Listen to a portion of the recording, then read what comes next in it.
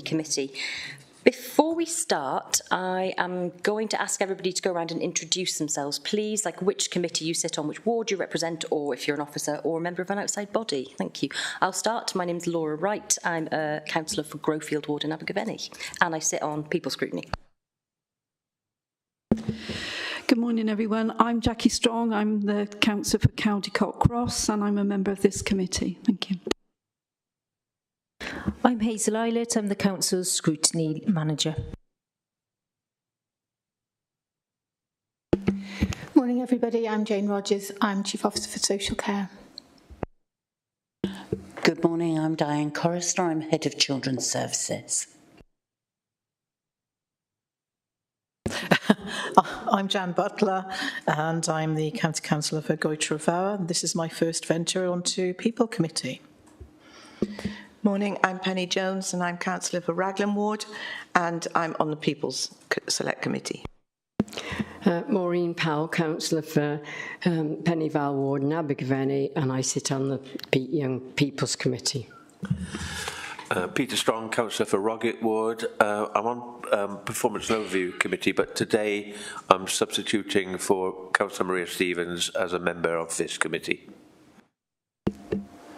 Good morning, Councillor Louise Brown. I represent Shire Newton Ward, and this morning I'm substituting for County Councillor Chris Edwards, who gives apologies, so I'm taking his place. Thank you. Good morning, I'm Deb Hill-Howells. I'm the Head of Decarbonisation, Transport and Support Services. Good morning, everybody. Frances O'Brien, Chief Officer, Communities and Place. And those of you online. Morning, Chair. I'm Simon Howarth, member for Llanelli Hill, Clydach and Gilwan, and a member of the People's Committee. Thank you.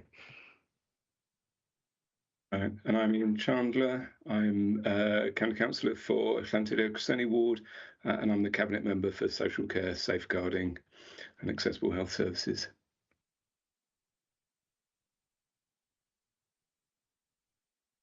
Good morning all, I'm Ben Anderson, a Senior Manager of Care Inspector at Wales. I'm the link from Monmouthshire and led the inspection that you'll be discussing today.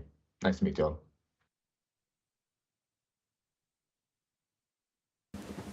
Jill? I think Sue just started. Go, Sue. Okay. Sue Riley, I'm elected member for Bulwark and Thornwell, and I'm a member of People's Scrutiny Committee. Thank you. Good morning. Thanks, Chair. Good morning. Jill Bond, Councillor representing residents in West End Ward, Caldicot, a member of Performance and Overview Scrutiny Committee. Thank you.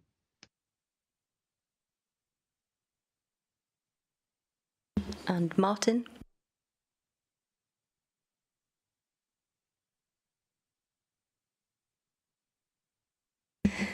Right, apologies for absence. I know we have substitutes for Councillor Stevens, Councillor Edwards. Do you have any further apologies? Chair, we have apologies from Councillor Alistair Neal and Councillor Paul Pavia. Okay, any declarations of interest? Look like. So public open forum, we're not expecting anybody today, are we? No, okay. Okay, so we'll move on to item 4, Care Inspectorate Wales inspection.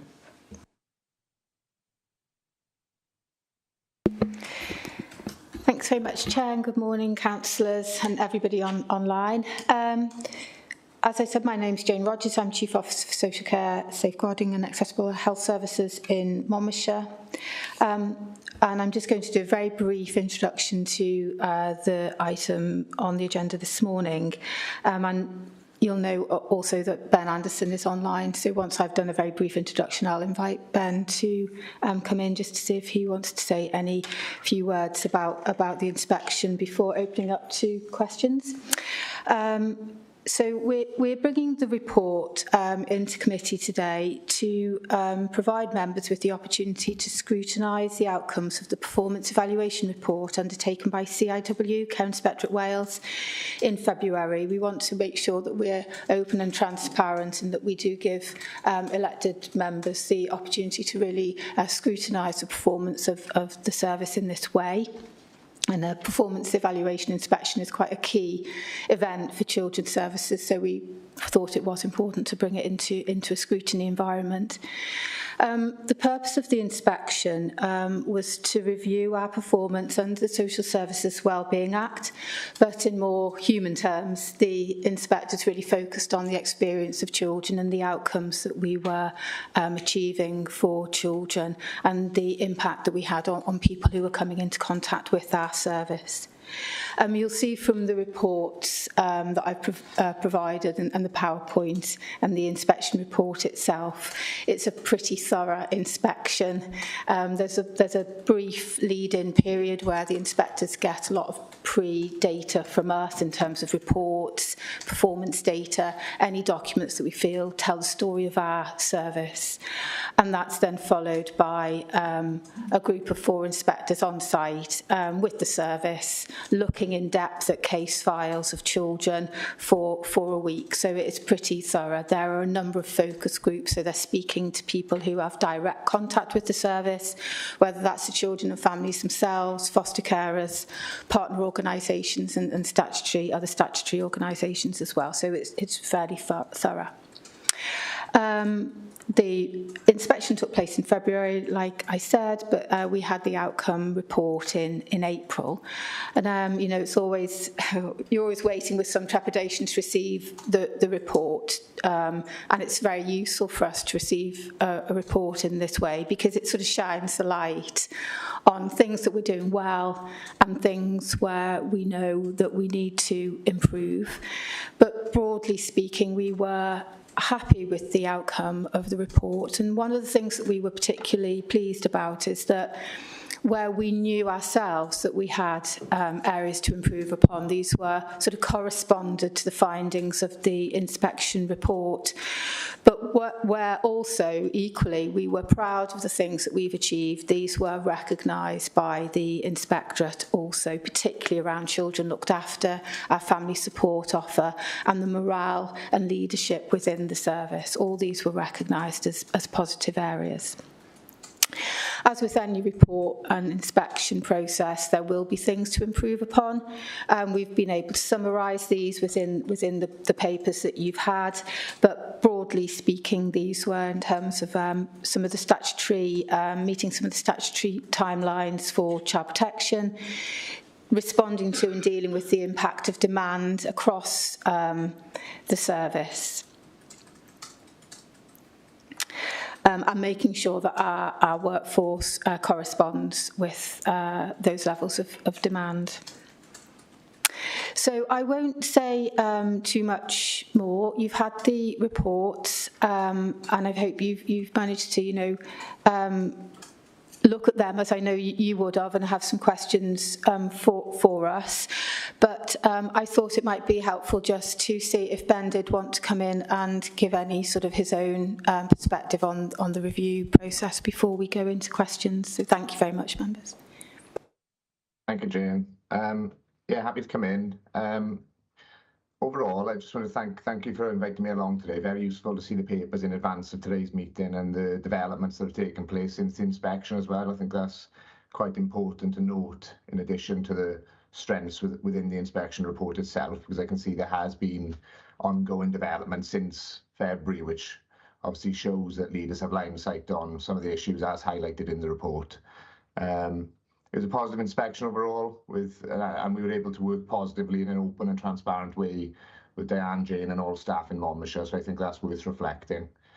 And important to note within the report that we tried to couch, not just look at Monmouthshire, but couch some of our findings in the context of national challenges. So I can see that within the papers that Jane has provided.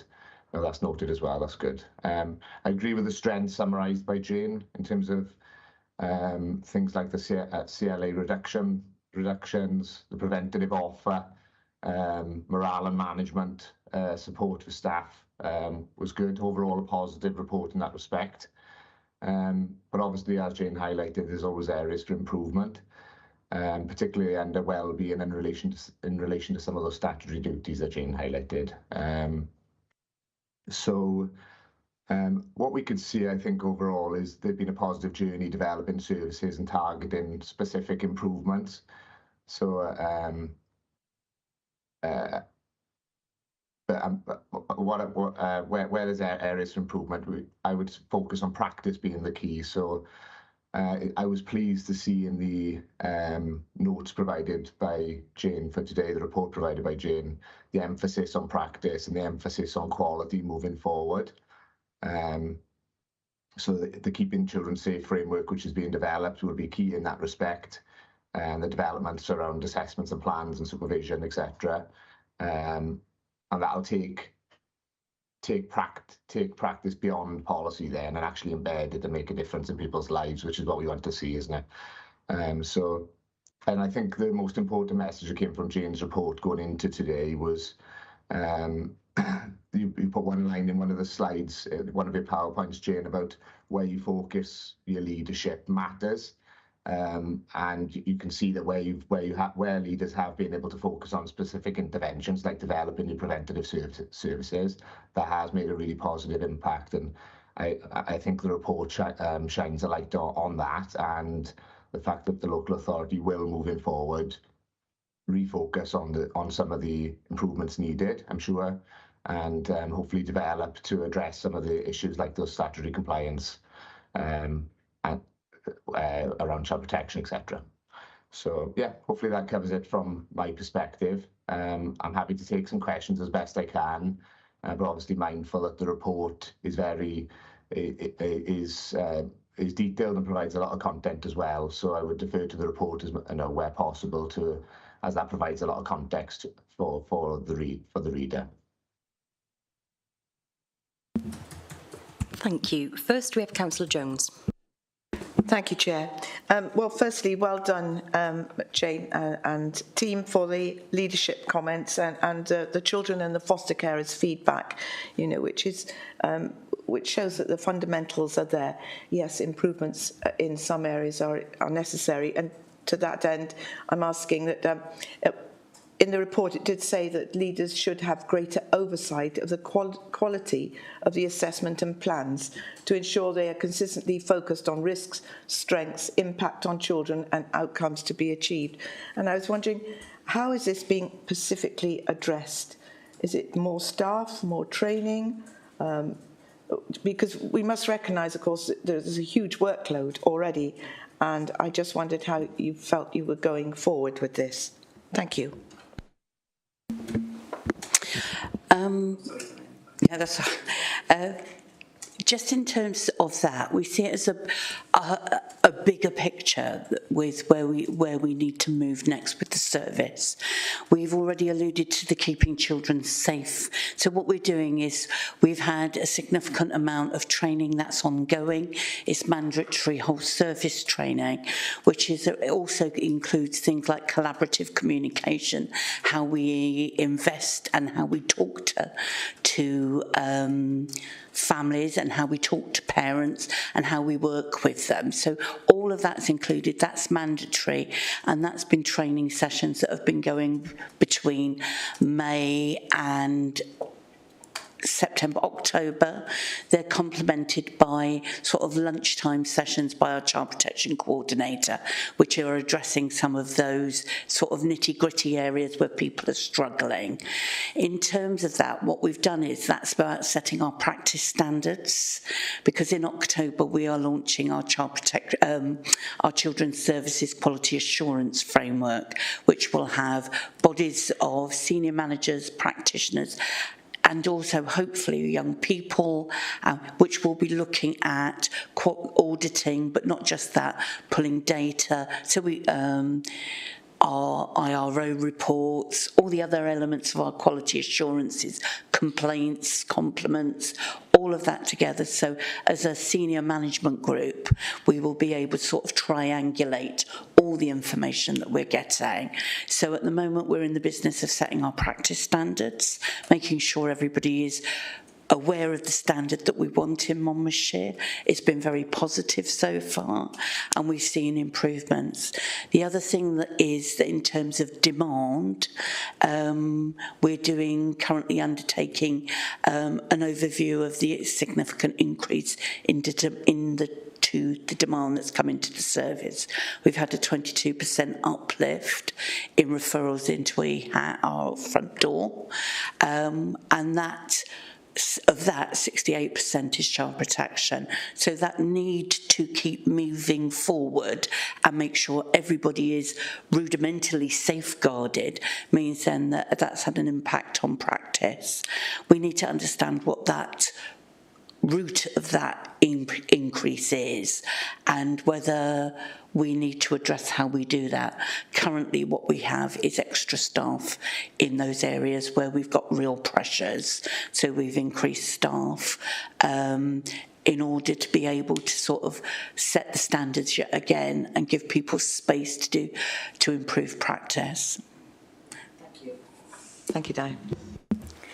Thank you. Councillor Butler. Thank you, Chair, and thank you, Jane and Diane, isn't it? Sorry, having a moment. I'm new to this committee, so, I've got a few questions which might seem a little bit inane. First of all, could you expand a little bit more on the new practice model? I think you might have already done this, keeping children safe, the EHAT. My second question is, what improvements are being made to bring practice in line with Welsh safeguarding procedures? And then finally, this is from, suggested improvements, and it's about how the voice of children will be captured. How can we ensure assessments and care plans consistently capture the voices of children? Thank you.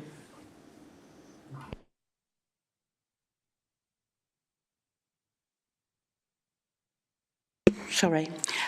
In regards to keeping children safe and that framework, we have always had a framework, well, we have had over the last 5 years, a framework which was our risk assessment framework.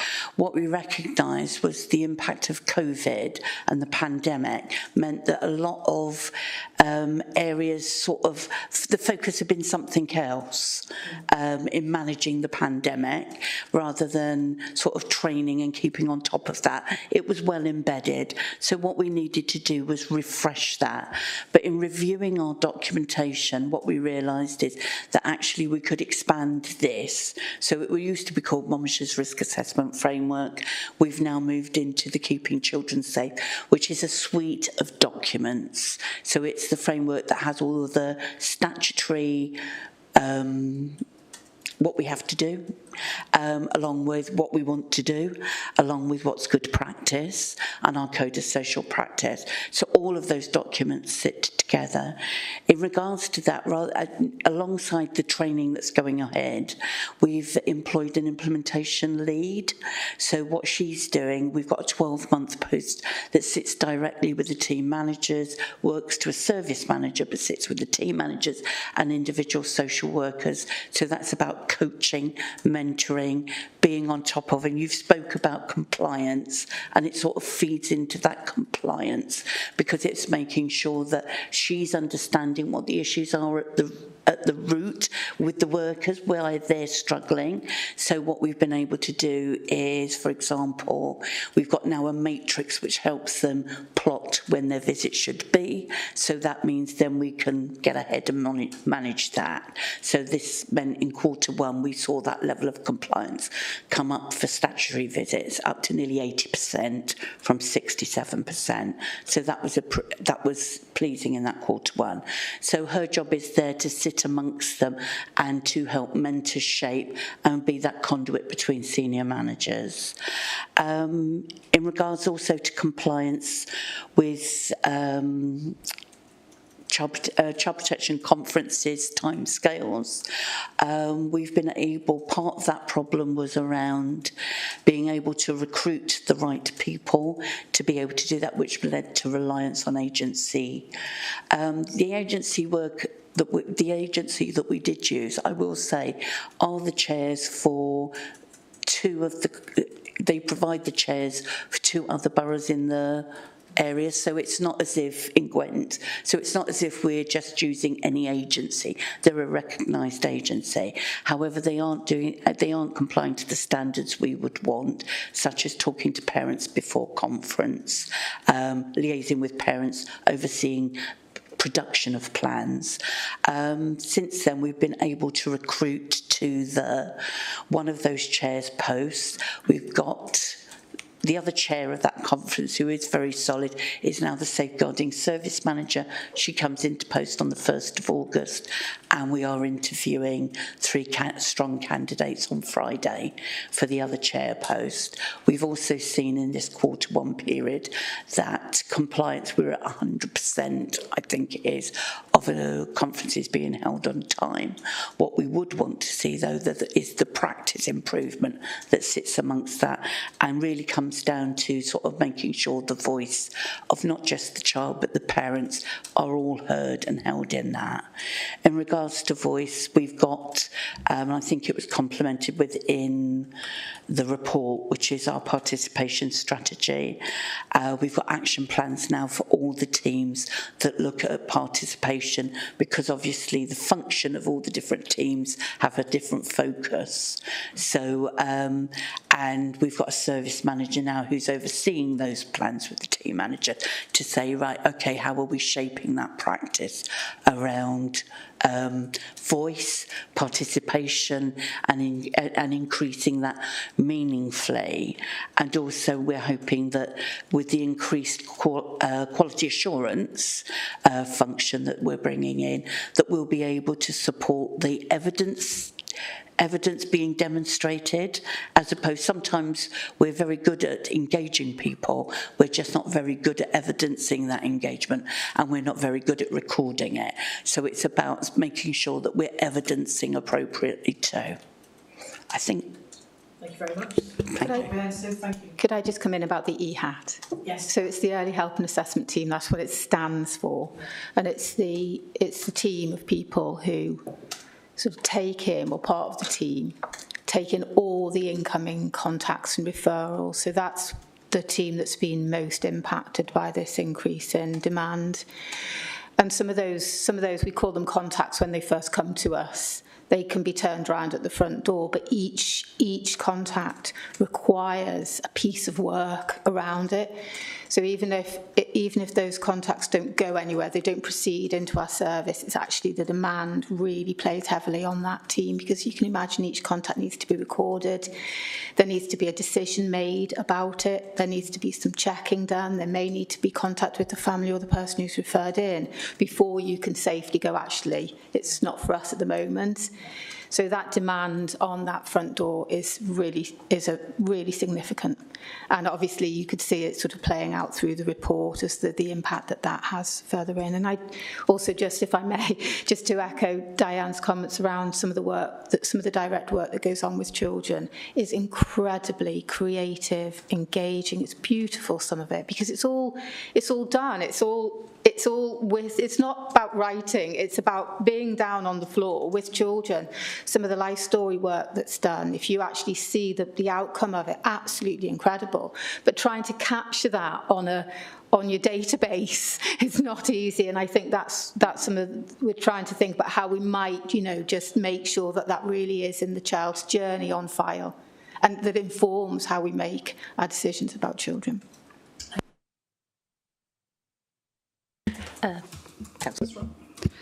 Thanks, Chair. I think actually Diane's answered a couple of my queries, because it was about 412, and although it says paperwork is not routinely completed and shared with parents and stakeholders prior to conference, that sounds to me like it's a kind of tick on a QI, when actually it's more important than that. If we as corporate parents aren't actually sharing detailed information with the parents that come into conference, having those conversations, and actually, for whatever outcomes are there for both the parents and the children, actually, standing alongside those parents and helping them through the process, then actually we're doing both a disservice, because eventually those children might go back to the parents, and it just feels like I'm really pleased to hear that, you know, steps are being taken to address this, because it isn't just a tick box. It's actually the core of what social work should be. I'm just wondering what the percentage of that lack of practice was happening, you know, during the inspection, and if it has seen some improvement to date. Thank you. I would totally agree with you, Councillor Strong, in regards to how important it is that with child protection that we're fully engaging parents, and it's a fundamental right that actually as a chair of those conferences, the chair who is independent to the service that's being provided is checking in with those parents prior to the conference, making sure that the reports have gone out in time. That what we want is that social workers have had time to go out with the conference reports and sit with the parents and explain that. So part of those problems have been around the demand, because there haven't been time. There's very tight timescales around conference, which means reports are quite often not on time, and not in the timescale we would want and the practice standard we would want. So it's about trying to manage some of those difficulties. I think the plan that we've put in regards to having our own chairs rather than having agency chairs will address some of those things, have already addressed some of those things, and resetting practice standards and people understanding the value of engaging. We haven't found that being a particular problem now when children go through the child protection process into the longer term teams, but certainly within that front door where there's been so much demand, increased personnel, that understanding of the demand, that improved quality assurance, and that improved practice from our independent reviewing officers at conference, I am confident we'll make that change that we need to do. Yeah, I think you're absolutely right there, Diane, in the sense that, you know, the difference between having an agency, however good and professional that agency is, they are coming in, they do that job, and then they go away again. Whereas employing the chairs, although they are independent, they still have that ownership over the families, that commitment to the families, the commitment to the service. They're able to sit alongside, to monitor, to take responsibility for how that then conference operates, how the plan is followed through. It just makes such a difference. So I think the response that Diane's put in place is exactly the right one. Can I just come back and say thank you for that sort of detailed sort of answer? That's really reassuring. Can I just ask a follow-up question? How much sort of advocacy do parents get offered prior to conference? Children get offered advocacy as a right. All child protection conferences, we've got very clear processes, we've got very clear partners, excuse me, with NIAS. So it's a standard function for children to be invited to have an advocate. Not all children want an advocate.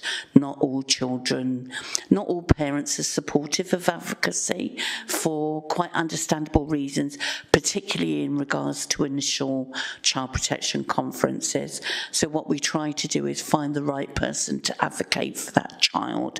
So that may be a teacher or a nurse or a school nurse or somebody the child's involved with.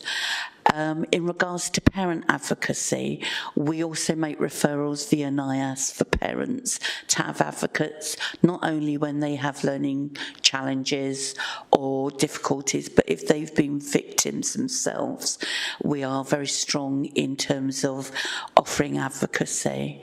I will say this is within the child protection rather than the looked after arena, where we have very high numbers of children who actually come to their reviews.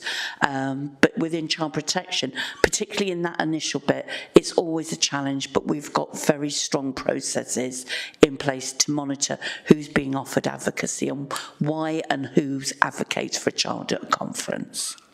Thank you. Councillor Strong. Thanks, Chair. Diane, you made a brief reference earlier to the level of demand, and I see on page 12 of the report there are some figures there which show some very high increases in level of demand in relation to child protection inquiries. Now, often when we get these increases, they might be something to do with the way that things are measured, but you seem to suggest that this increased level of demand is actually real, reflecting what's actually going on the ground, rather than different ways of measuring or something strange skewing the results. So I suppose what I'm really asking is this something we should be worried about, both in terms of what's happening to our children out in the county, but also in terms of budgets and so on. So like a bit of feedback on that if we can. And then if I can with a different point, there's a reference 5.7 to inappropriate referrals, which would represent a waste of staff time. How big a problem is that? Is that a minor niggle? And what's the nature of those referrals? Are they coming from within your authority or members of the public? And perhaps above all, is there a way of reducing the numbers so we don't, unnecessarily use up staff time? Thank you. With the engagement of the new safeguarding service manager, and it's been a difficult time not to have a safeguarding service manager in post. That's been because of health issues rather than other things, health and personal issues, which has left us a deficit. The new health safeguarding service manager is now coming into post, and already the other service managers and myself, the implementation lead, have begun to do a data and audit around that action at the front door to try and understand what that all means, because you're absolutely right. It's important that we understand where the sources are. We've seen a significant increase in referrals from education and significant increase in referrals from health.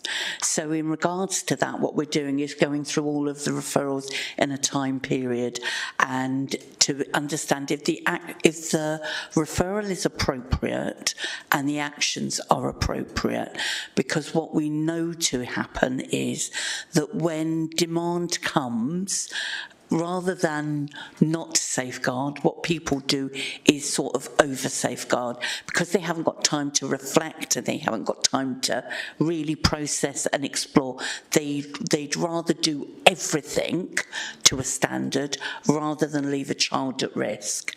The difficulty in that is we aren't using our resources appropriately and we're not using them effectively, and that has the impact on practice quality. So what we're doing is that wider piece of work so we can address it with partners when we understand what that looks like. I will say on a regional footprint, it was also a problem for Newport, who have restructured their front door, their EHAT, but it wasn't noted in Caerphilly or Blaen y Gwent or Torfaen. So there's an interesting pattern. So, but we have decided rather than just restructure, we do that evaluation piece of work, which is ongoing now. Councillor Riley. Oh, sorry. Could I? I'm sorry. Would you mind if I just come? I think should we be worried? Possibly, but we've got a piece of work to do first, and it is trying to really make sure, as Diane's described, we really understand what that significant increase is all about. I don't think I've ever seen such, the general trends tend to be upwards, but this in terms of the significance of the jump has really been quite, something we've really got to try and understand. And like Diane says, and actually in your question you alluded to, it's like, is this real? Is this really something that's happening in our communities that we really need to be, responding to? But I think from the inspection report as well, there is an element that something else is driving the pattern of referrals. And unless we really understand those referrals, where they've come from and what's driven those referrals through conversations with partners, until we've done that, we won't really understand how to best respond. Is it by putting in some more resource so that we deal with it, or is it actually by looking outwards and engaging with our partners in a different way? I think the other thing that we've got, to help us with that, and it's very early days, so we don't know the degree to which it will help us, is an agreed threshold document that is being issued by the Regional Safeguarding Board to really help guide referrers as to when they should refer and when they might actually need to deal with the issue themselves. But things are changing, and I think certainly, with the impact on young people and families of COVID, we are seeing a change in patterns of referral, and quite often those relate to psychological, social issues around children, rather than there's still a fair amount of child abuse and neglect, but there are also referrals coming through about children's psychological development and functioning that we're having to respond to one way or the other, but actually might be better dealt with by the referring agencies themselves. So sometimes it's about trying to get into a different relationship with those referring agencies to deal with issues that could be dealt with without a referral into children's services. That's fair, Diane. Yeah, I would say that. I would say particularly post-COVID, we've seen nothing but increase. Obviously, there are issues in regards to how we find resource to manage that. That's a real live issue. But we need to make sure that we're using the resource we've got effectively. And as Jane says, we may need to make changes to our relationships with our partners.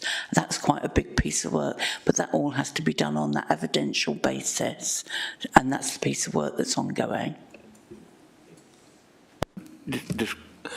Thanks for that. I mean, it's very interesting to hear that piece of work that's going on, and I'm sure you'll be reporting back to both these committees in due course, and that will be a very interesting document to read. And there was a bit of crossover there into inappropriate referrals. I don't know if you want to pick up on that one. I mean, I suppose it's a fine balance, isn't it? I mean, we're happy to look at any concern that is experienced by an agency, or a partner agency, or people in the community.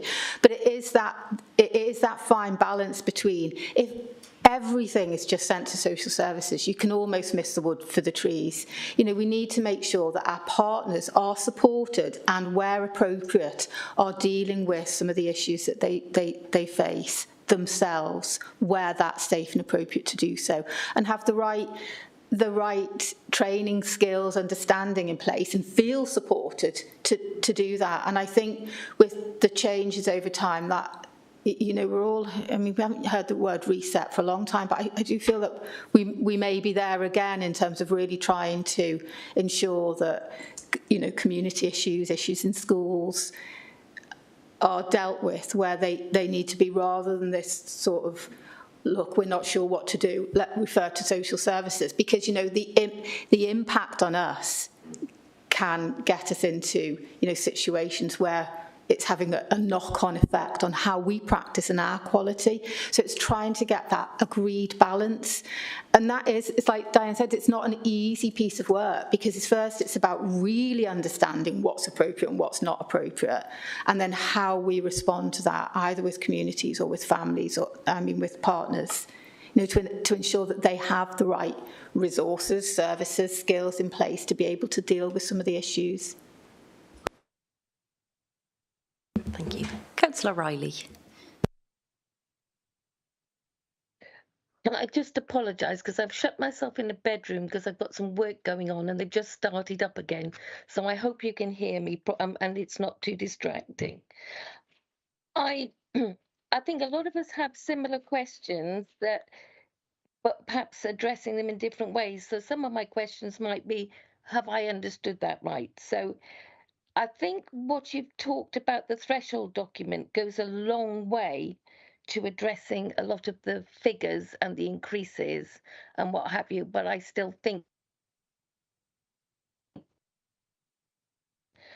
don't see things exactly in the same way, an agreement on that. Do you engage with those partner agencies in a way that they understand the perspective that you do? The other 4.8 says there's a lot of strengths, lots and lots of strengths in this, but 4.8 says there's a cautious approach to risk management, and yet we have a lower level of children looked after than the national average. And I wondered if that was a slight contradiction, that if we're cautious, that would normally increase that level. So that is the other significant strength that is mentioned in 2.3 and 5.4 is that children are sharing life experiences in a useful way. And 88%, and I would like to ask what age group this is particularly, 88% of young people are self-reporting improvements in emotional health. So I suppose what I'm seeing here is, because all of that work is direct work and it's a significant strength, but we are understanding what is going on for children, but part of the sort of room for improvement was that we're not perhaps working through the child protection plans adequately. So we know what's wrong. What are we doing to actually try and put that right? And please come back to me if I haven't quite said that in a way that's understandable. Thank you.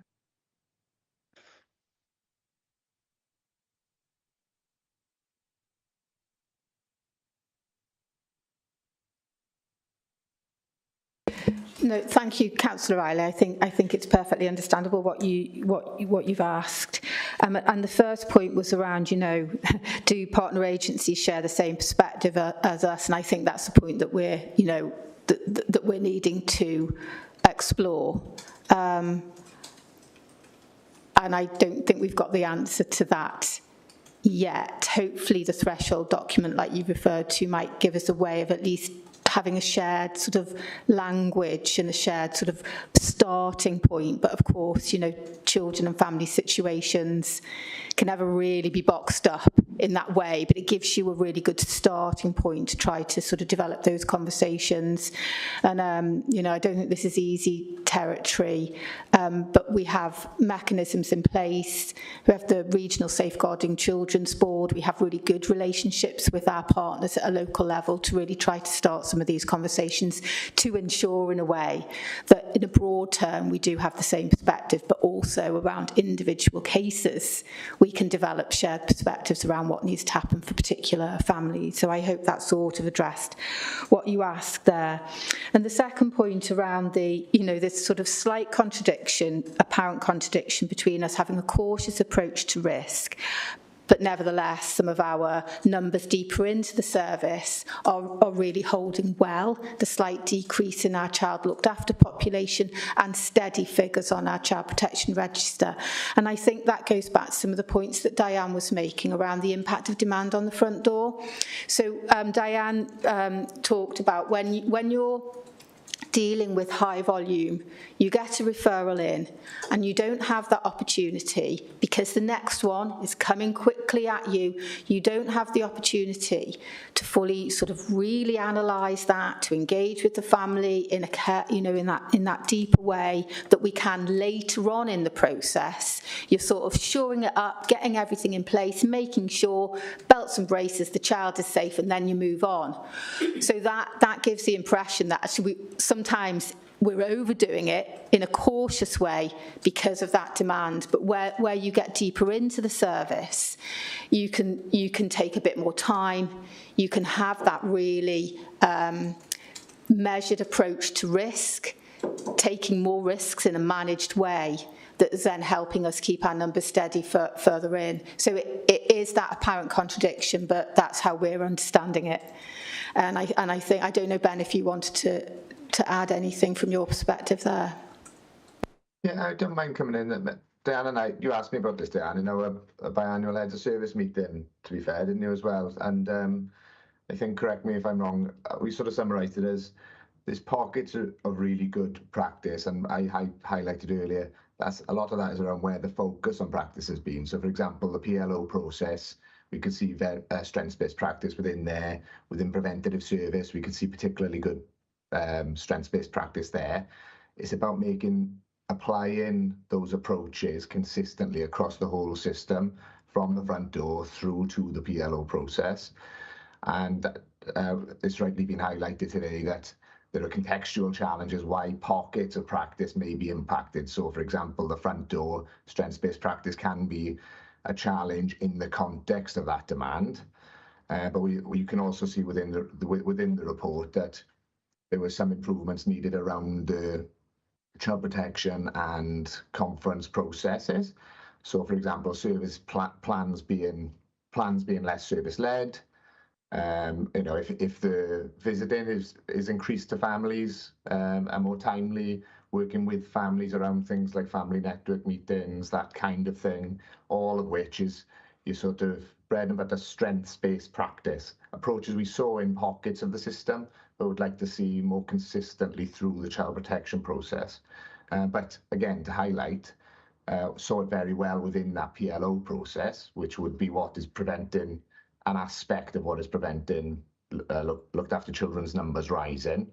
So it's encouraging. We felt overall that where you see those pockets of good practice, prevention, PLO process, that can be readily applied across the whole system. It's just about taking that forward and developing that consistency. Is that okay, Dan?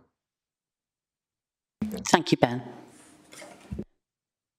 And then the next question, Councillor Riley, was regarding I think it was the reference to one of our partner agencies, which is Platform. Their peer support voluntary organisation that work with children and young people, normally of secondary school age, to support them in their emotional and mental health. And in their interventions, it's noted that there was an 88% sort of improvement outcome for the young people that they worked with.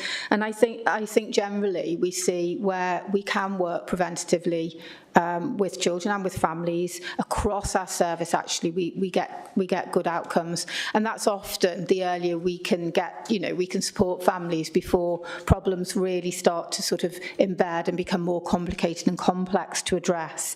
Where we can put in early interventions, both ourselves and through partner agencies, these generally see good outcomes and can prevent sort of the need for deeper and longer term services. So that was that, and just.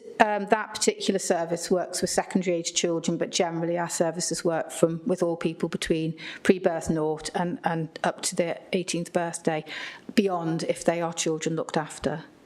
And I think the final question was about what we're doing to improve our child protection plans. Did you want to come in up?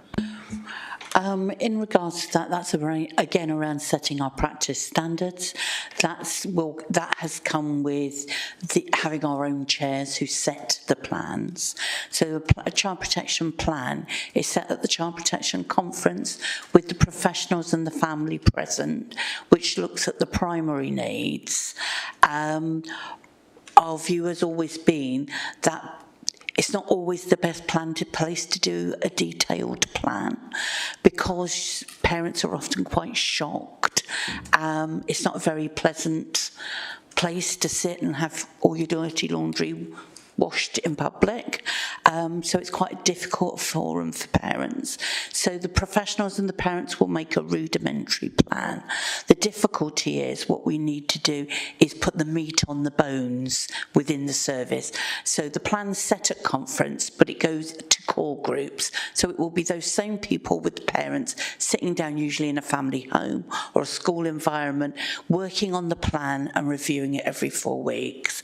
In that, what we want to see is less of what was set in sort of concrete service terms at the conference, but that softer, more detailed, really engaging with parents around their strengths and that's something that's ongoing, which is being led by our child protection coordinators and our safeguarding service managers to really, and that again will be part of our quality assurance reviewing, is to make sure that that's happening.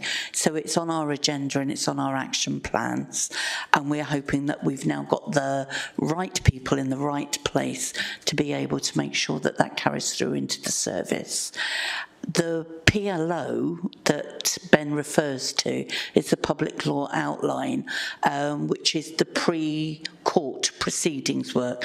They are children on the child protection register, and it's again that preventative agenda to stop them, to prevent them going further, and the investment the service has made into that prevention in the core service has been very important at sort of turning those families around.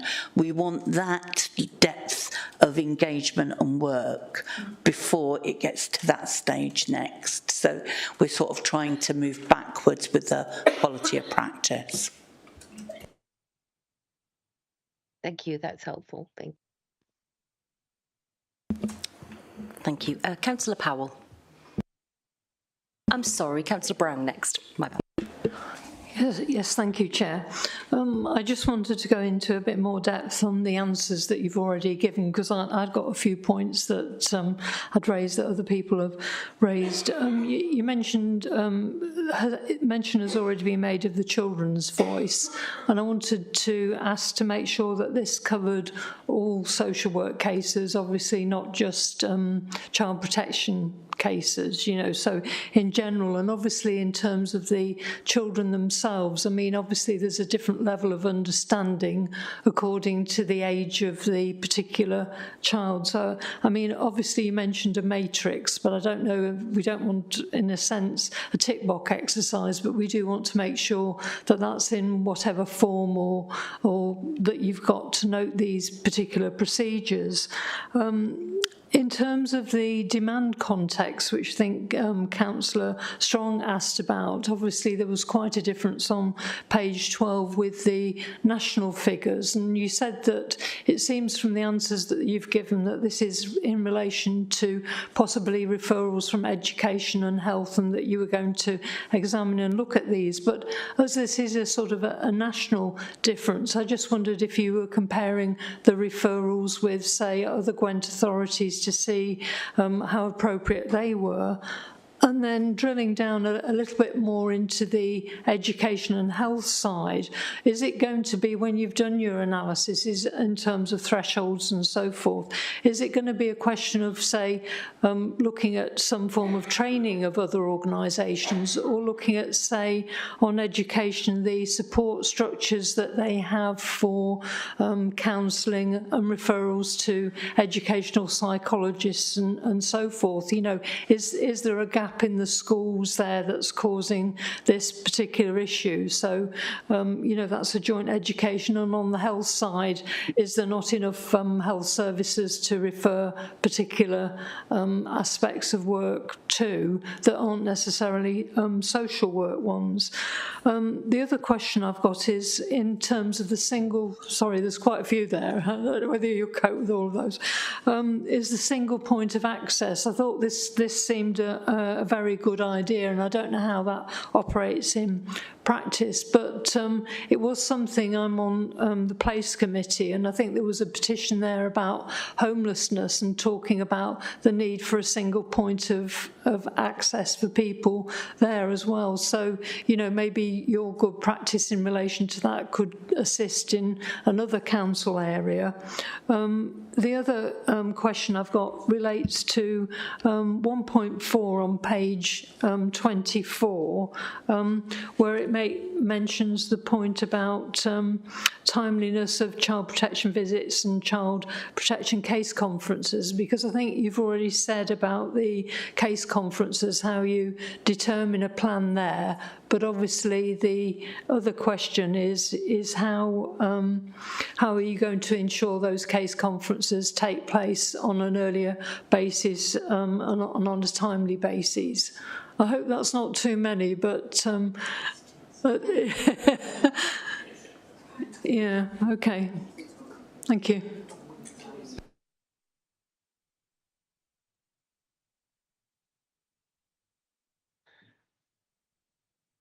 would you like me to just quickly Councillor Brown, basically, Jane's got them, and if we work through them, if you need any detail that I'm missing or we're missing. I mean, I've got just very short notes like children's voice, single point of access, demand context, and the timeliness of child protection. Right. Okay, thank you. Yeah.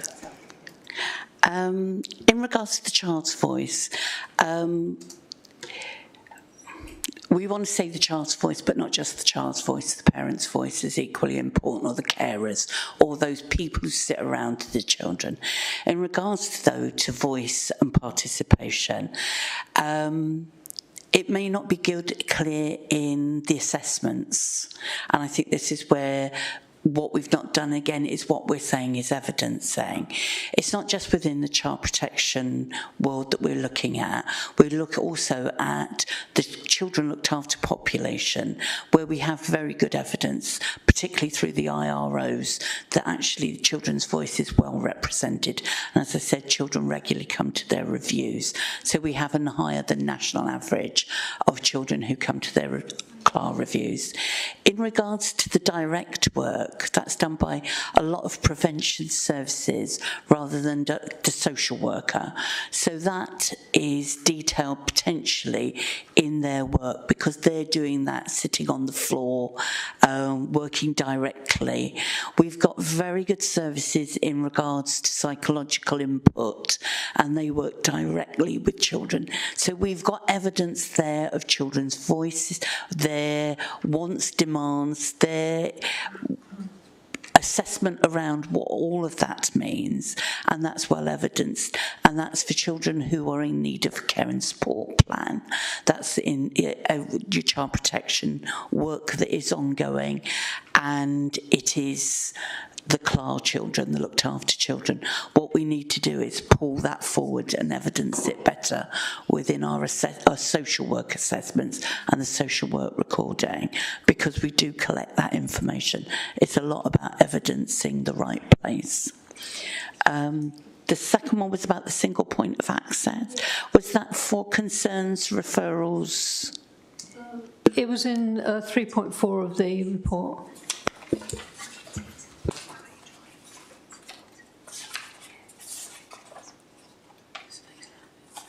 Yeah, space wellbeing. Yeah, the space wellbeing point of panel is that single point of access for children who are pre-statutory. So children where we have concerns, or professionals have concerns that are low, what we would call low level, but they're still real in real terms. So that space wellbeing panel brings that single point of access. So the number of services that sit within that panel, then it's decided which are the appropriate services for individual children. So that single point of access sits there on its own. In regards to children's services, the single point of access sits in our front door, our EHAT team, and that's where all of the referrals and contacts come, so they can be managed appropriately. So we do have single points of access into either pre-statutory and for statutory work. What's the third? What this means in terms of like the national context for the demand context reforms, but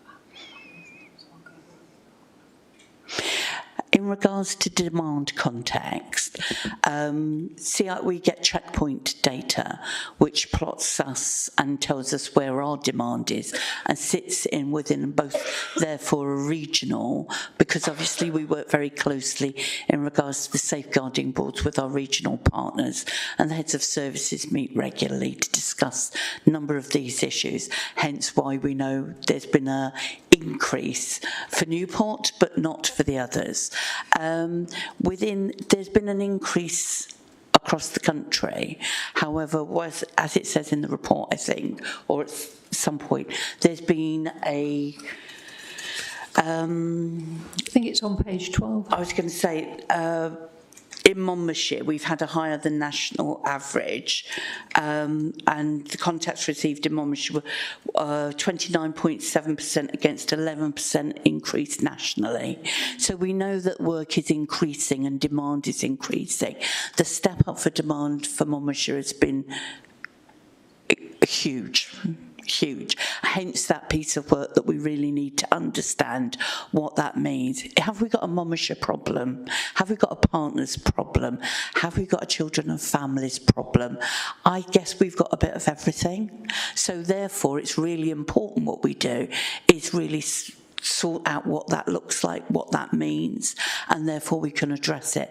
Will it may work with partners? I'm guessing it certainly will, but what we want to be able to do is work respectfully with our partners in health and education and provide them proper data in order to be able to say that we think this work sits with them. What we don't want to do is just go, this isn't appropriate, and send it away, because what that does is there's a child at the end of that. So we want to work and increase that partnership working.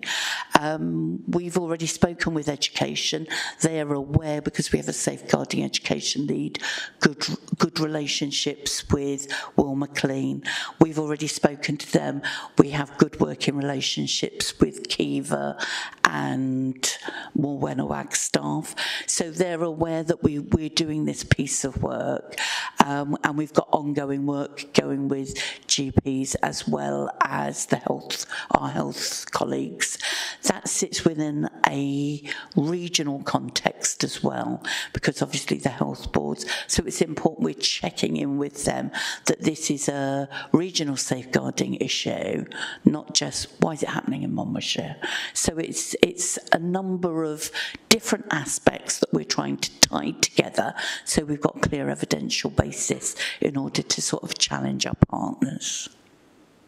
And I think thanks for answering that. I think the other question was about, I think it's on 1.4, and it was about the timeliness of child protection visits and child protection conferences and how that was being addressed. And just to add, on the whole, it's a positive report, and, to thank your staff for all the hard work they do, because obviously it's a very challenging type of work that they're involved in, and obviously a very important work as well. Thank you. Thank you. In regards to timeliness of child protection conferences, there's a statute. Oh, I thought it was conferences and visits, sorry.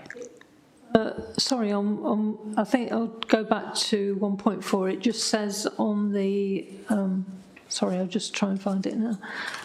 It says, concerns were identified in relation to the local authorities' compliance with statutory requirements for safeguarding children, specifically in relation to the timeliness of child protection visits and child protection case conferences. And it was really how that point was being addressed. Thank you. Right.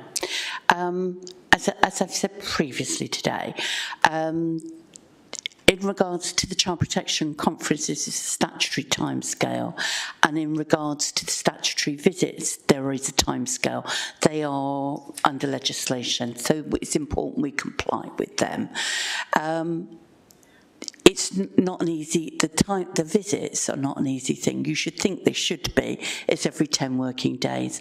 But as you can understand, a lot of the families we work with have a lot of challenges. So you may set a time, parents may not be there, child may not be available. The statutory visit, because there's other visits going on all the time around that family, the statutory visit has a very specific function. So it's about when you see a child, where you see a child, what you're checking on, things like that. Say, for example, appropriate bedrooms. So you'd want to do things like that. So there's very specific things we need to do.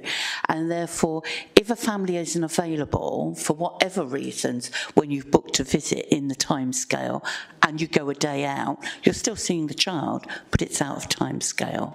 What we've been able to do is, with our implementation lead, is have a matrix, we've worked with our digital leads to improve an app so we can record on time on phones when visits are taking place.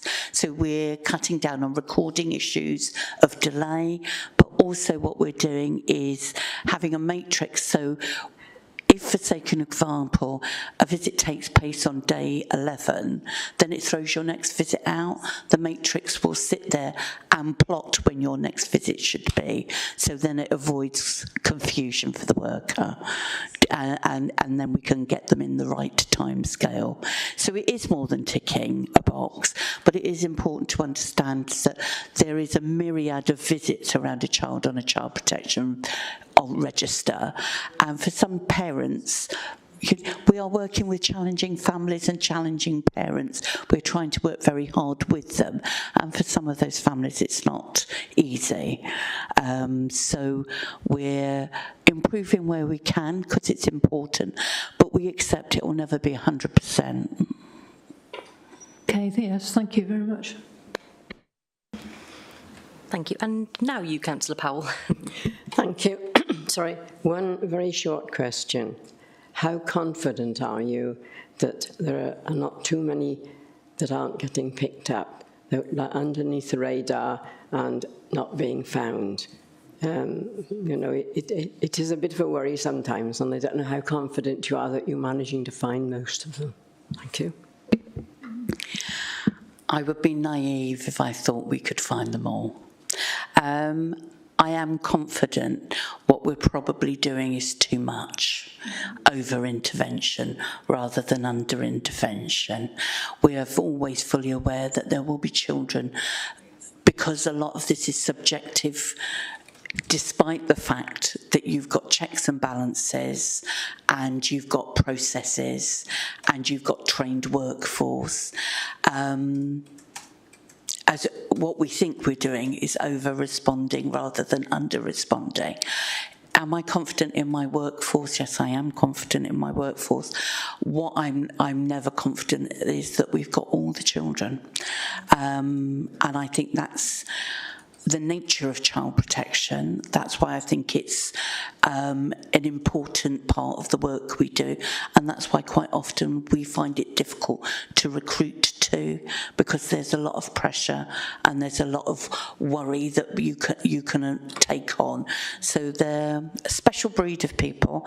I'm quite confident, but I will never be fully confident. Thank you very much. I'm glad to hear that. And thank you very much for the report. It's been really good and really helpful. Thanks very much for all you do.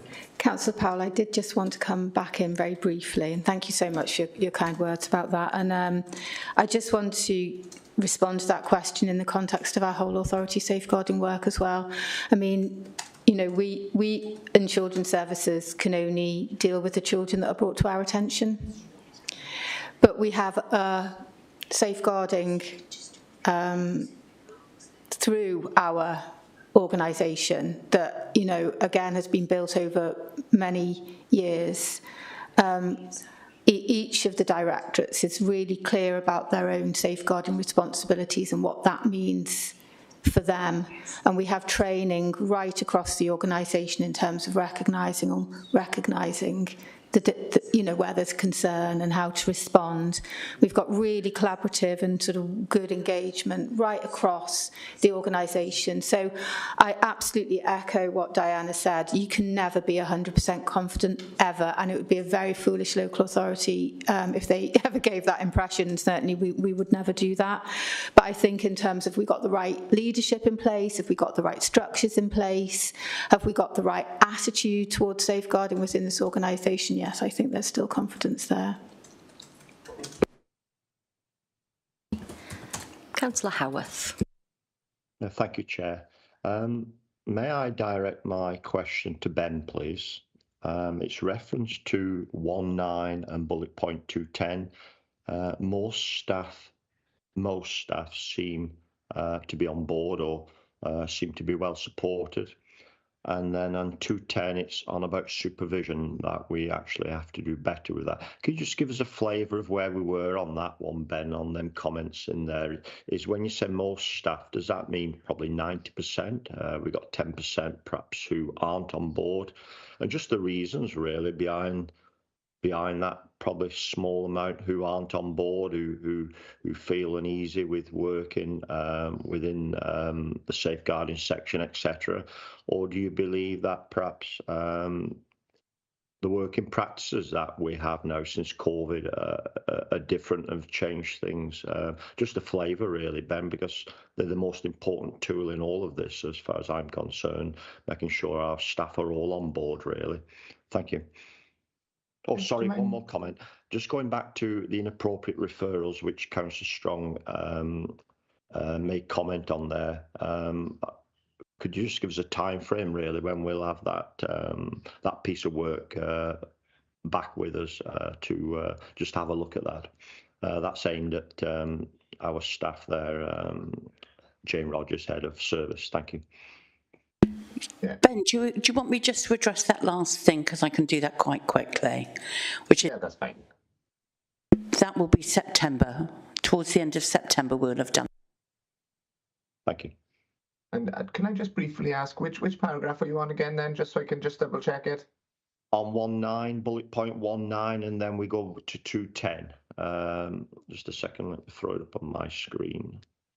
So nearly all is very high percentage. We do have a language guide within CIW. I haven't got it in front of me now, but I think that's, you know, it's like sort of over 90%. That's very high. We had a very good survey back where the feedback from staff around management and leadership support was positive, and that is what we're reflecting within that summary there, is that staff do feel well supported. You're never going to reach, as Jane, you've got to be pragmatic, as Jane and Dan were in the last question around safeguarding. You'll never have all staff feeling well supported. That's not the nature of large organisations. And again, the most staff would recommend working for MCC is linked back to our survey again. That's a positive reflection. We know on a national basis there are challenges within social care, and workforce and retention is a challenge nationally. So to see most staff reporting this is a strength really, and that's what I would be emphasising, because it's a difficult job, and to be reaching a point where more staff are able to recommend working for Monmouthshire is a positive reflection of the organisation. And again, in 1.9, I've given the context that really what we heard within focus groups is that one service, one team ethos, and we found during inspection that staff were open and transparent and felt able to talk about any challenges that were present. Which is a good indicator, really, that they feel supported enough to be able to be open with the inspectorate. So yeah, that's positive. And the other paragraph you looked at was 2 point. Was 210, and the supervision there. That it was your recommendation there that actually we need to try even harder on the supervision. Do you think that's come from perhaps? From COVID, we seem to do more now on perhaps Teams, and probably people feel a little bit with Teams, or not even Teams. There's other tools out there. Do you think that's perhaps the old-fashioned way of getting together and perhaps doing supervision one-to-one? Has probably changed the factor in a lot of that, and people sometimes don't like that. They don't like change, do they? And that was something I was bearing that in mind. I was, to be honest with you. I've reflected in the first part of that question that leaders are working to develop approaches to supervision. I think what I've reflected with Diane, and Dan, come in please if you feel this doesn't represent our conversations. We had focus groups where we heard really positive team conversations, where there was evidence of good reflective practice as teams. So reflecting on themes for casework and building resilience within teams, etc. It's then about evidence and you working out on an individual case level. So when we looked at the individual cases, perhaps the notes and the evidence within the individual case notes were briefer and maybe didn't have consistently have as much focus on outcomes and smart actions. But that's not to say that the support of staff isn't there. So what we're recommending within that is on the individual case discussions, there is more consistency around developing evidence in your workings out, having those smart actions which are outcome focused, and can demonstrate the child's journey through care and support. I think that's the key. That latter aspect is probably the key part. So you can see where the child has started in their journey, entering the system, where they've gone to. And doing that on a consistent basis between teams, between grades, because obviously you're working with lots of staff here and lots of teams, and consistency is key. So, yeah. Hope that makes some sense. Dan, does that reflect our conversations? I would say yes, Ben, it does reflect our conversations. What we say to staff is supervision is key to everything, because it's the checking out of your thinking and what you're doing and making sure. So peer-to-peer, we are working on peer-to-peer supervision, which is coming in those reflective groups, but also in that one-to-one line management social worker. So we're working on that. We're very keen to say to people, it's all a bit like your maths homework. You may end up with the wrong answer, but you need to show you're working out. There's points for working out. So I think really what we need people to do is show they're working out more consistently. So that's something we're working on and making improvements via the supervision policy. So yeah. Can I just add one brief thing? The latter part of that sentence says, leaders should ensure consistent standards for supervision, so that's case management, but also for wellbeing support. What we found through a part of our methodology is looking at supervisions and looking at the recordings of supervisions. So there's a couple of elements that we could see during our focus groups, the good support for staff in terms of management support, team morale, etc. Within the supervisions that we analyse, you can also see some challenges for staff where they need wellbeing support. It's about addressing those on a one-to-one basis and evidencing that that has taken place and that they are receiving the individual one-to-one support that they need to support their well-being. But again, good team morale, good support for staff overall, and it may well be we can't triangulate what those conversations look like in reality. It may well be about evidencing that as much as whether it's taking place or not, if that makes sense. Thank you, Chair. Thank you. Councillor Bond. Thank you very much, Chair. Thank you for letting me speak. I just want to say, first of all, on behalf of residents and users of your services, thank you for the great work that you and your teams are doing. Thank you, Jane and Diane and Ben, for this great support that you're giving Monmouthshire and our services to improve and make it even better. Thank you. So you've been very open and honest about the areas where you think the improvements are needed. And you've additionally given more detail today. And I wonder, I think you mentioned, now I'm new to all this and I'm not normally on this committee, so I might ask silly questions, so I'm sorry if I do. But you were talking about additional resource, and were you saying, that's question one, sorry, additional resource, you were saying a mentor coach. Wondered what this coach is doing. Obviously we're short on budget, so obviously you've got identified what exactly they're doing, the measurement that you'll be able to measure how effective they are. I think it's 12 months, and also QA that they are. You've got a QA group that I think, from what I could hear. So the fact is, you're from what I've gleaned, you're changing the procedures, obviously looking for best practice in Newport. You've mentioned that a number of times, and surrounding areas. So you're changing the procedures. So what is the coaches coaching against the existing procedures or the changing procedures? That's one thing. Who are the leaders you're saying that or supervisors being coached? Is it throughout? Is it the first line leaders, managers, through up to yourselves? And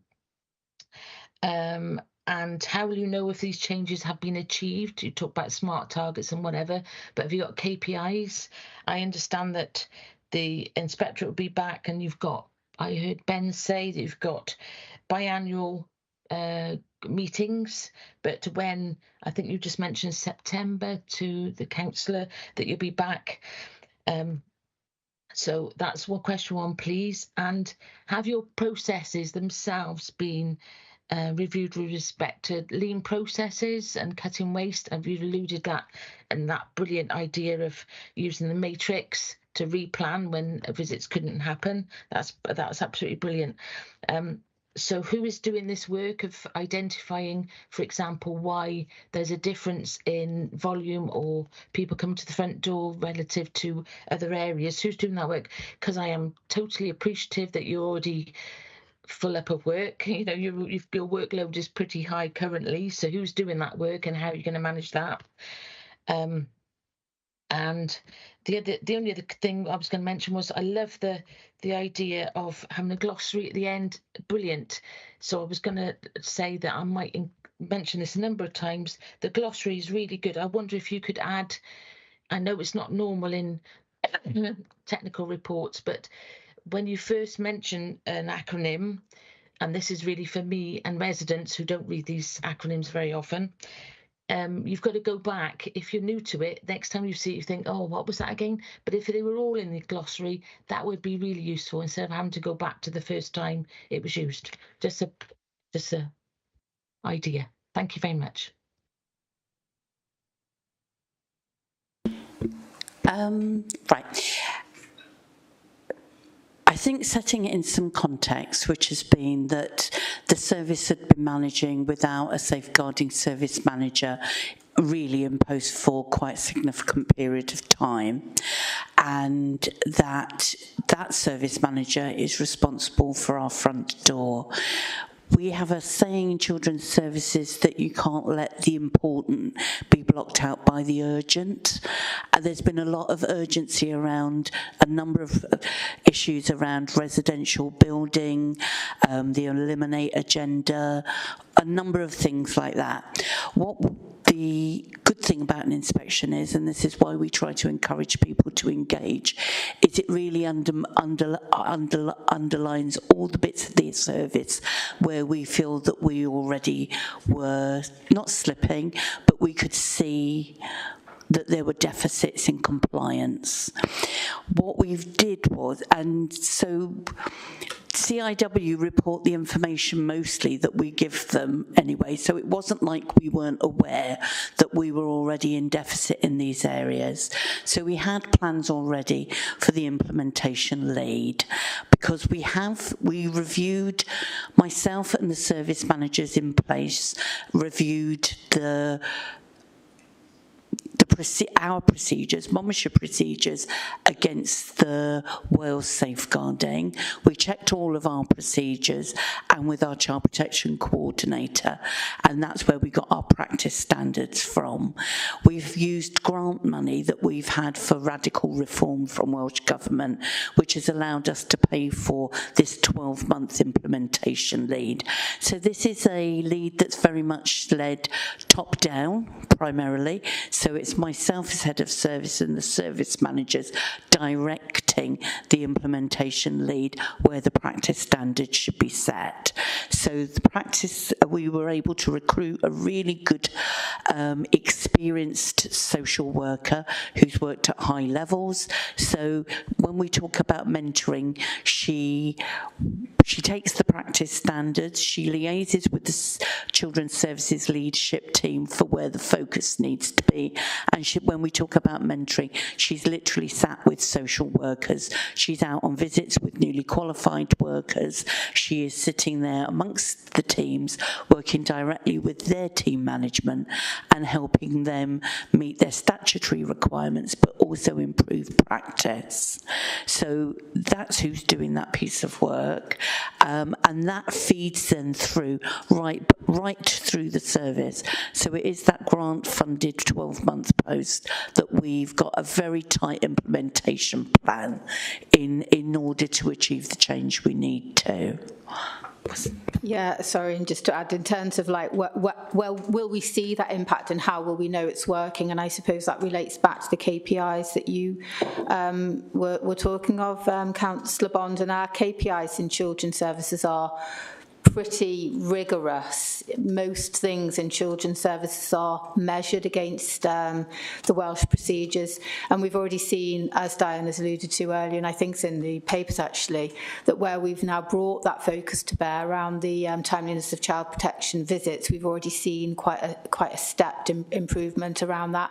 Of course, the trick is they're maintaining that, but I mean, at least this gets those initial foundations in, and those sort of KPIs work right across, you know, the timeliness of conference, the timeliness of visits, the days in which you complete your assessments, the hours in which you respond to contacts. All these are monitored really carefully, and we'd expect through the implementation lead to see some improvements where those improvements have been required.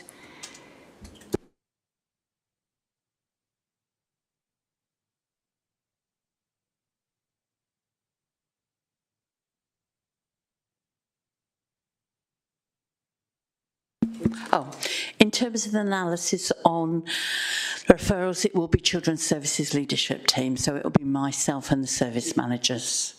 We'll be doing that. We are part of the reviewing of that data and information. Not that we've got capacity. Nobody's got capacity.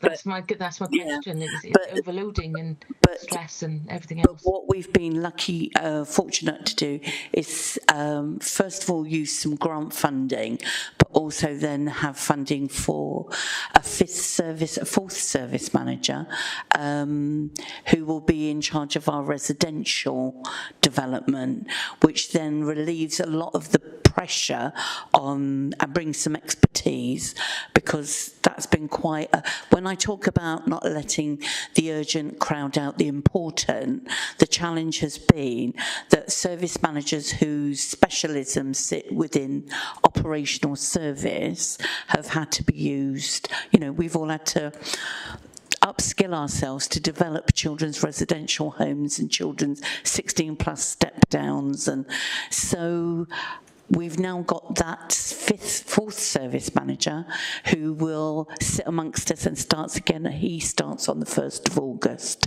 So there will be a parcelling off of projects to him, which will allow us to have some more capacity within Children's Services Leadership Team in order to focus on this work.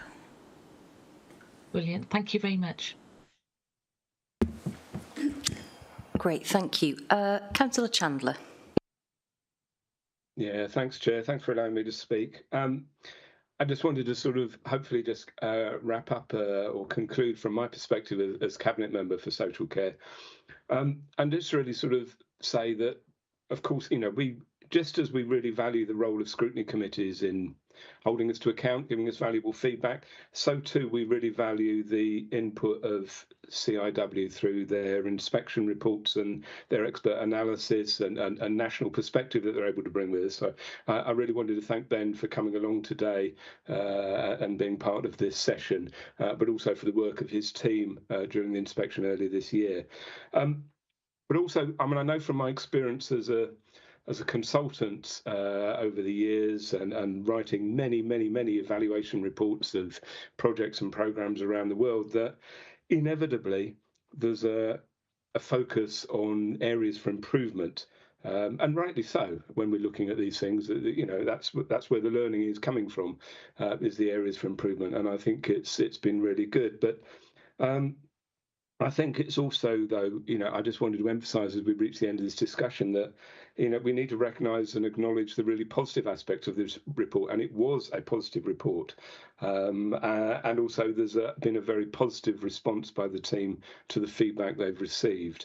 So given that, I just wanted to sort of, you know, from my perspective as Cabinet Member, maybe even stretching a bit and talking on behalf of all elected members, to really give a huge vote of thanks to the whole team, you know, from Jane and Diane downwards to everybody in the team for all of the work they do, going above and beyond to basically support our vulnerable families and our struggling families, and to make sure that we're keeping our children safe, because they do an outstanding job. So really, you know, on behalf, from my perspective and everybody else's, thank you very much to the team. Right. Thank you, everyone. Councillors, I feel like that's been a really comprehensive and constructive approach. Is there anything anybody feels is outstanding? Any details or questions? No, grand. All right, Ben, Diane, Jane, thank you. Thanks for your time. Lovely. Thank you. Chair, does this report go to full council? No, it isn't. Okay, thank you. Thank you. Thank you. We're going to take a quick break now. I would like us to resume at quarter to 12. Quarter to 12.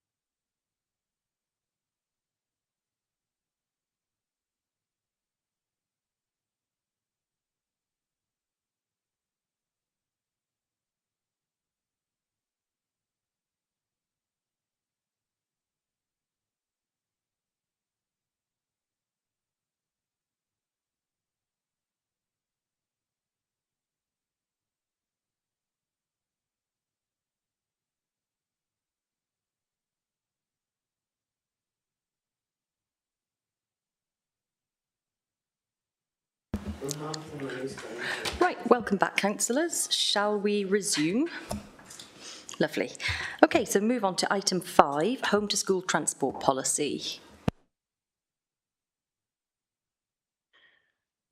Martin, do you want to introduce this item? I would be absolutely delighted to, and firstly, let me apologise for not being in person in the chamber this morning. I think it's the first time I've ever missed, but at least the wonders of Teams means I can speak to you. This home to school transport is an annual consultation that we have a statutory duty to carry out. And it leads to the publication of our policy, which has to be done by the 1st of October. And that will then guide parents who are applying for home to school transport for their children from the following September. So we're talking here about September 2025. There is one real focus in this year's consultation, which members will have picked up, I'm sure, and that is whether we should or shouldn't change the statutory distance over at which we grant free transport. So the consultation period has started. We wanted to ensure it started before the end of the school term. It will involve every parent whose child uses home to school transport, every school, every PTA, and we will be arranging sessions in hubs, can be answered in person or online. So we hope we'll get a pretty detailed response to the consultation. But more than happy, and I'm delighted to say that we've got Francis and Deb in County Hall. I'm keeping an eagle eye on them. I can write down every word they say. But I think we're more than happy to take questions.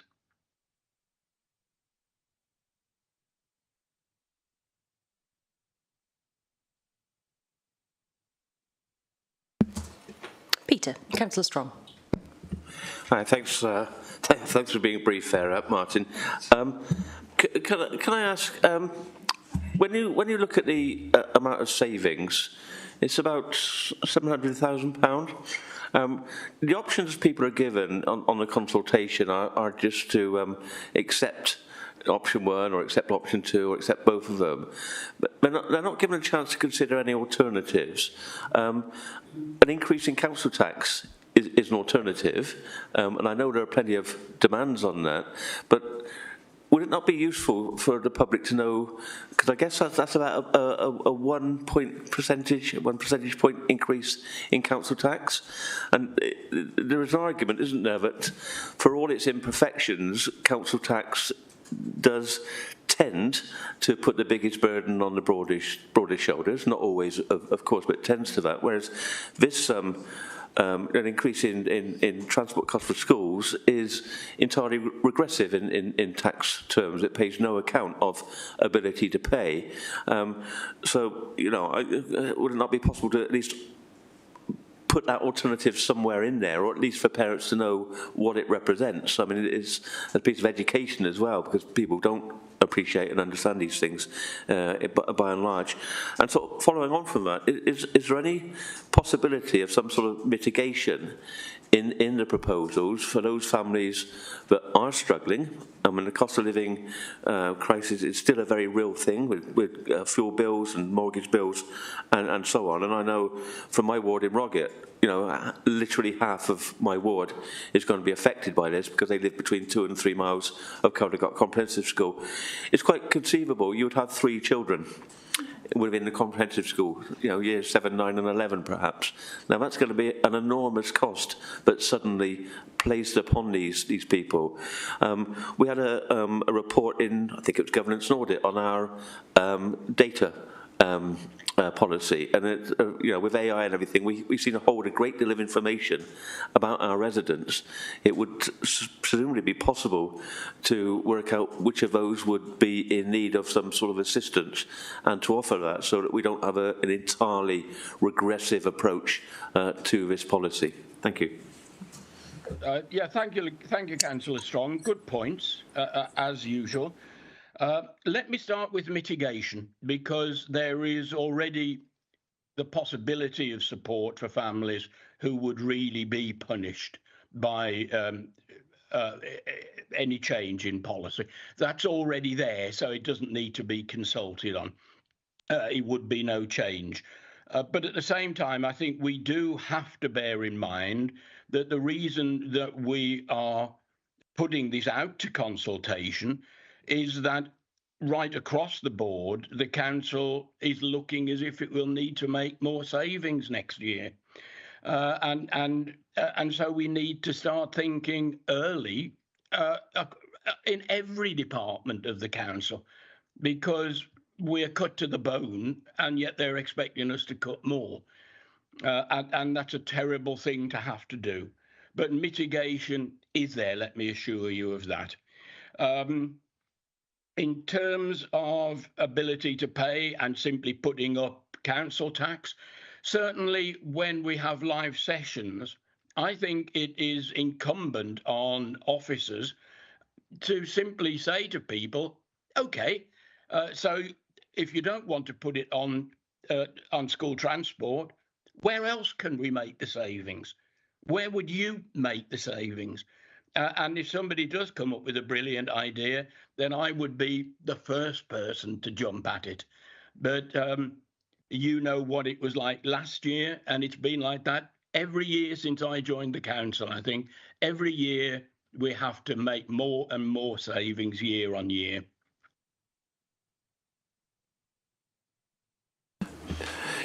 If I come back on that, I mean, it is, of course, a balance. We have budget pressures every year. Some of that we deal with by making savings. Some of it we deal with by increasing council tax. And it's where that balance lies. I think these make parents, well, not just parents, but all residents aware that that is an option. Yeah, and I know it won't be the only 1% increase in council tax that's coming, but people need to be clear of the picture. On mitigation, can I ask that the details of the mitigation be widely shared, because I've not found it, and I think parents otherwise will find it very difficult to find. Okay, thank you. Thank you. Lovely. Councillor Butler.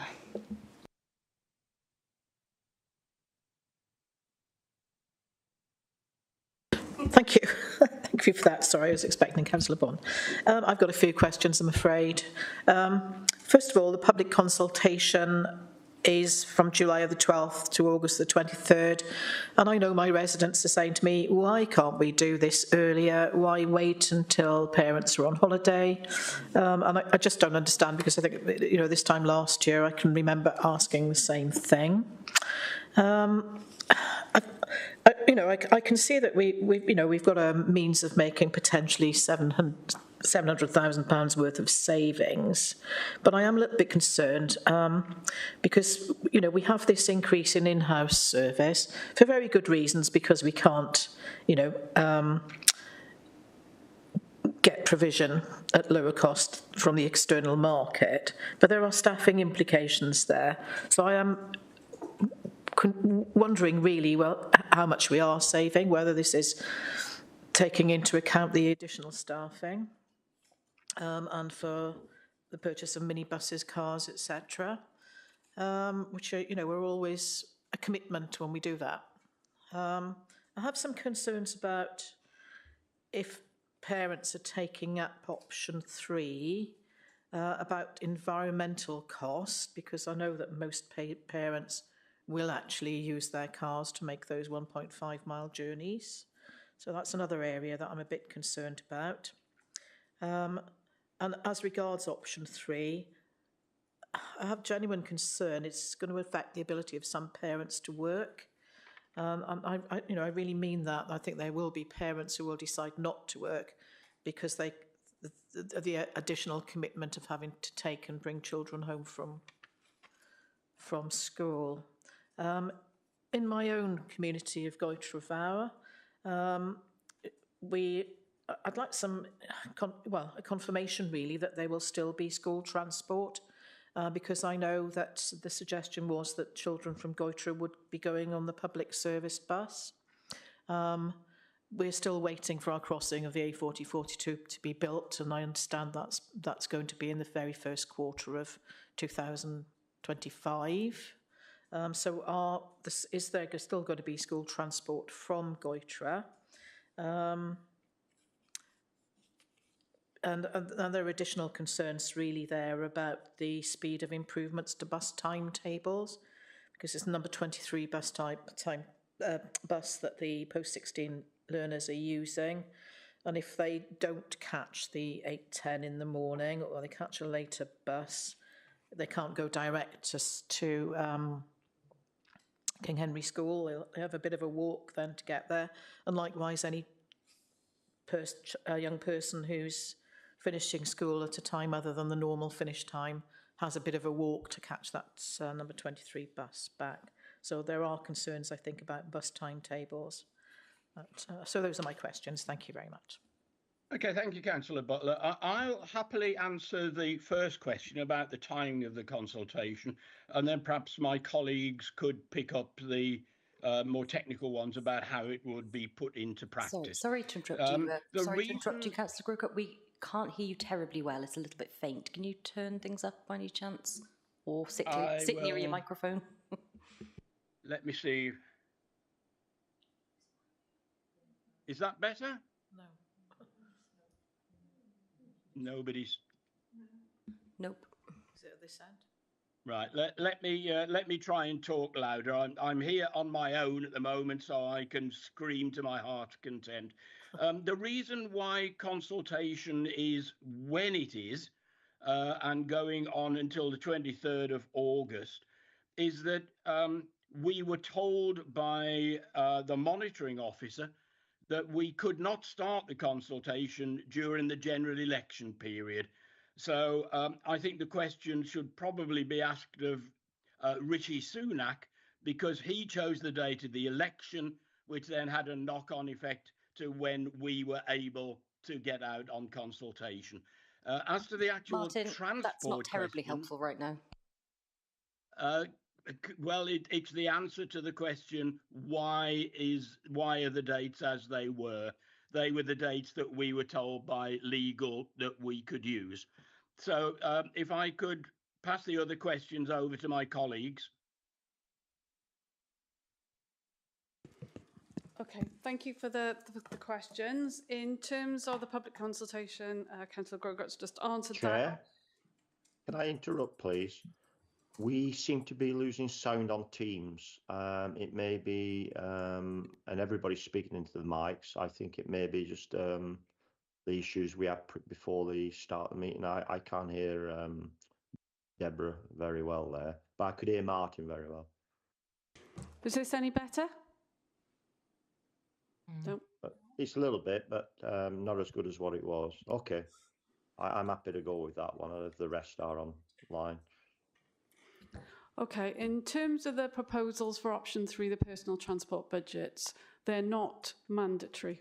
So we are not suggesting that we will impose on any parent with the options that are being considered that there would be a personal transport budget, and that would be the only option for them to be able to transport to and from school.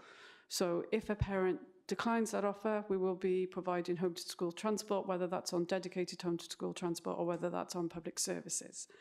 In terms of the specific issues around Goitra Fawr, the bus service has actually been amended now so that they do not need to cross the road, which is why we originally gave public transport, then withdrew it, provided dedicated. So it is our intention to reinstate the public bus service for home-to-school transport from Goitra for the forthcoming academic year. And also when we tendered all of the bus services, we altered the timetables to enable learners to travel to all of the comprehensive schools at an appropriate time. So I would hope that will resolve some of the issues. In terms of if they wanted to leave school later than their normal time, then they would have to jump on a normal bus, because we amended the timetables for the standard start and end of school day. Can I also go back to one of the points that Councillor Strong made around giving parents and anyone actually responding to the consultation the opportunity to come up with alternatives? That is actually there. That is question 9. And we have asked anyone who has said no to any of those options to actually give us some suggestions as to how we could make those savings in a different way. And we are very much hoping that there will be some suggestions that we will be able to carry forward.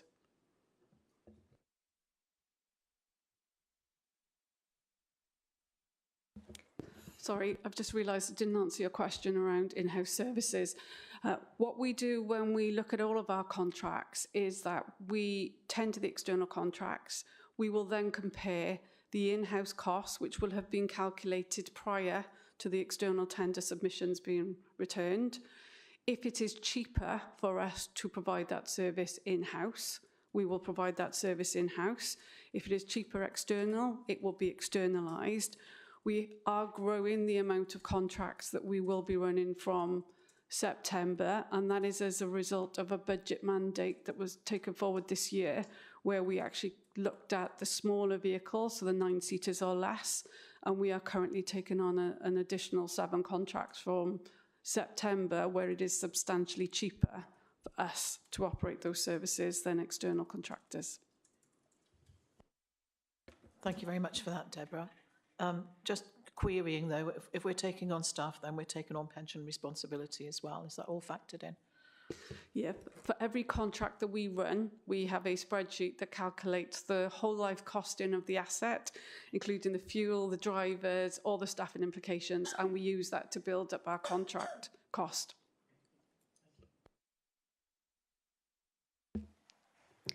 Thank you. That's actually mainly answered the questions I was going to ask, so that's covered off. Thank you. The only one tiny addition then I have is, what are we defining as a socially necessary service? Because I'm assuming that's not just schools. So under legislation, where the external operators want to run a public bus route and do that commercially, i.e. do that without any subsidies, then it is entirely at their discretion to do so. Where we identify that there is a need for public bus services and there isn't a commercial contractor who wants to operate that route, the legislation permits us to tender for socially necessary services, and then we subsidise those routes. Well, Welsh Government subsidise those routes through a variety of grant schemes, including BES and the new bus network grant. Members will hopefully be aware that actually Welsh Government is looking to change the legislation around the provision of public bus services in Wales, and they are proposing the bus reform bill, which will actually look at a franchising model which will be operated by Welsh Government via TFW. So that will change all of the current legislation around that as well. Great, thank you. Councillor Riley. Hello, and thank you for that. I suppose I've made a bit of an assumption, which is different when we're talking costs, that when you increase a distance, I'd sort of made the assumption that children would be walking, but the assumption seems to be here that parents will take those children rather than walking with their children. So that's perhaps where I've got a little bit confused in the past as well. So what I suppose I'm asking is, will you be bringing the results of this consultation back to people's scrutiny, and when? And will we get an uncensored version of the answers to other suggestions to question 9 that Deborah, you mentioned earlier? So because of the timescales, we won't be coming back to People's Services Scrutiny Committee. We will, however, be presenting that information in the Cabinet report that goes on the 11th of September. I can tell you where we are now because I actually have the survey up. We've currently had 191 responses. And if I just give you the headlines in terms of the 3 options, for option, just need to get to the start. For option 1, which is around the reversion to the statutory distance of 2 miles for primary learners, we have 86 in favour of that proposal, and we have 105 against. When we look at option 2, which is the reversion of 3 miles to the statutory distance for secondary learners, then we've had 78 have responded yes to that, i.e. they're in favour, 70 are against, 113 are against that proposition. And then in terms of option 3, which is the increase in personal transport budgets, 68 have voted in favour and 129 against. There's also an opportunity in question 8 to provide comments on the proposals, and we have already had 108 comments on the proposals. And in terms of question 19, we've had 116 responses in terms of suggestions that we could make to mitigate. So that information will be presented when we conclude the consultation in the Cabinet report. Will we as members then get to see that well in advance of that Cabinet meeting then? Because I am concerned that you have had so many against. So we will follow the normal consultation process when we're producing the Cabinet report, bearing in mind that the consultation is not actually due to close until the 23rd of August. So we will then be busily putting all of that information together, albeit we're reviewing it on a daily basis. In terms of the option 1 and 2, actually, when you look at the statistics, 45% are against for option 1 and 45 are in favour, 55% are against. And in terms of option 2, it's actually 41% in favour and 59% against. In terms of who's currently responded to date, 185 of the responses are from parents and guardians of those individuals accessing home-to-school transport. So actually, when you look at those figures, there is quite a large element of the responses already of people who access home-to-school transport that are voting in favour of those proposals. I think we need to understand what the feedback is at the end of the consultation, and we will report that feedback in through the Cabinet report.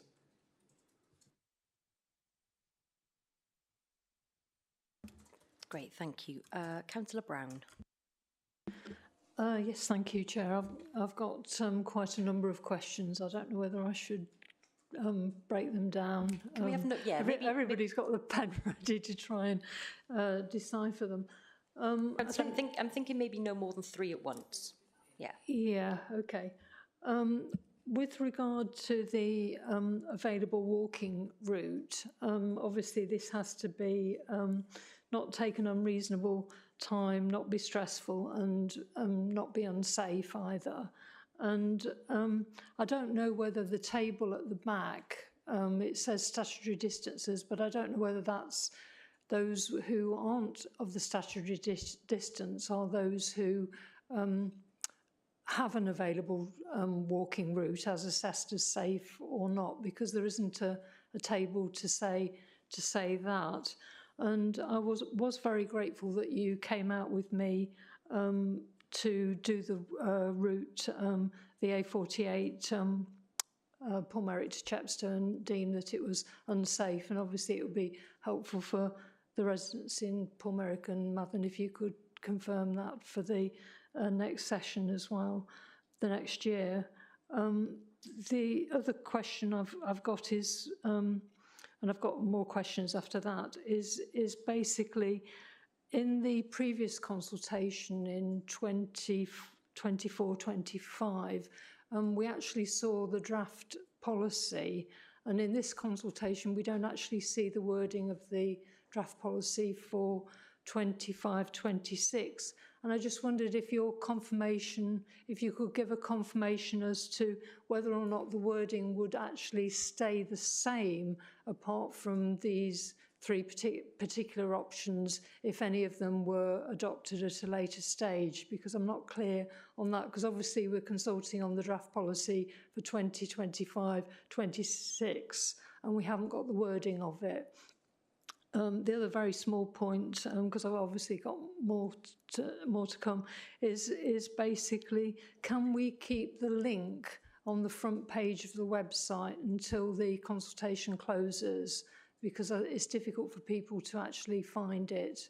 And it was on there to start with and it's disappeared. So at least if we could keep it till the 23rd of August, that would be very helpful. Okay. In terms of the available walking route, so all available walking routes they're assessed as they become known to us. If someone is already in receipt of transport because it was deemed that their walking route is not available, i.e. unsafe, then we would not withdraw that transport unless works had been undertaken to alleviate whatever it was on that route that made it unsafe. So in Pulmaric, that could be a crossing across the road, and it could be looking at speed limits, etc.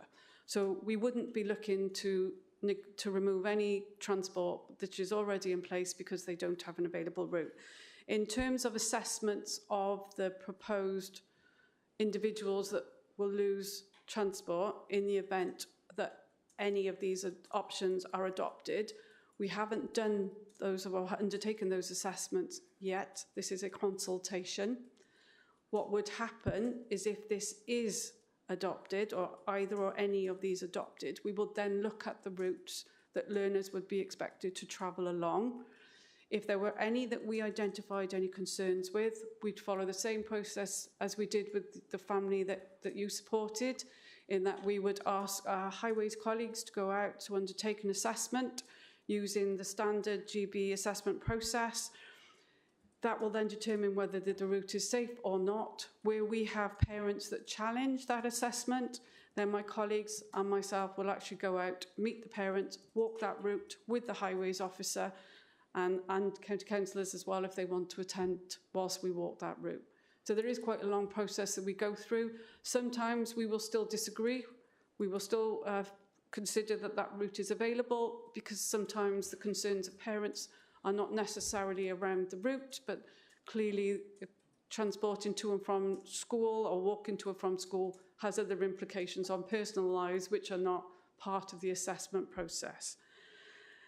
In terms of the wording on the policy, we are not proposing to change the wording on the policy. The three options are being considered at this moment in time. If any of them are being adopted, it would be those elements of the policy that would be amended, and we will clearly include that in the Cabinet report. We will put forward proposed amendments, but for things like option 1 and option 2, they will be straightforward. We will simply change the distance eligibility criteria if they are adopted. In terms of keeping it on the website, then absolutely we will speak to our colleagues in communications to make sure that we can keep that on the website. I think I've answered the questions, or have I missed any? Yeah, I think so. What you're saying is the figures we've got in the table are just based on the actual mileage, as opposed to, where you haven't done a drumming down in terms of available walking route, is what you're saying. That's correct, yes. Yeah, okay, because that's useful, because I didn't actually know that, and I'm pleased that you've confirmed that the policy wording would stay the same, apart from those particular things, if anything was changed. I think I've got some more questions, but should I come back after other people, or what? No, carry on now. Yeah, it's fine. It's more that I wanted them grouped. Are you sure? Yeah. Yeah. I think, obviously, in terms of the faith transport, I think it was said last year that there will be no future eligibility for existing and future faith pupils would remain the same, so that they, for the rest of their primary school time. And I think that was something that was said at the last year, and obviously I think that gave parents reassurance, because there was quite a lot of concern last year about the faith side of it. Looking at the faith side of it, again, it seems as if I'm obviously only just taking it from the table that you've given, but it seems as if there is actually more of an impact on the faith side in terms of the percentage. I'm just trying to find the figures now. Yeah, I think in primary it was 14.95% of mainstream, 18.02% of faith, and 8.62% of Welsh. Obviously, the Welsh side wasn't affected, or the faith side, because there's no secondary schools in Monmouthshire. But I was just wondering, looking at the questionnaire, I did look at the survey, but it didn't seem to indicate, it talked about extra questions on the impact on the Welsh medium side, but it didn't ask any questions on the impact on the faith side. And, you know, I was a little bit concerned that that wasn't also included, because in, you know, some faith schools, there is a tendency for them to take extra ethnic minority pupils. And obviously, in terms of the Equality Act, you look at the impact of policies not only on direct discrimination, but possibly indirect discrimination. I've got a particular concern on that in relation to a pupil who's in my ward who doesn't go to the Dell school, but goes to a faith school. But I don't know whether it's appropriate to ask a question on that now or perhaps ask later.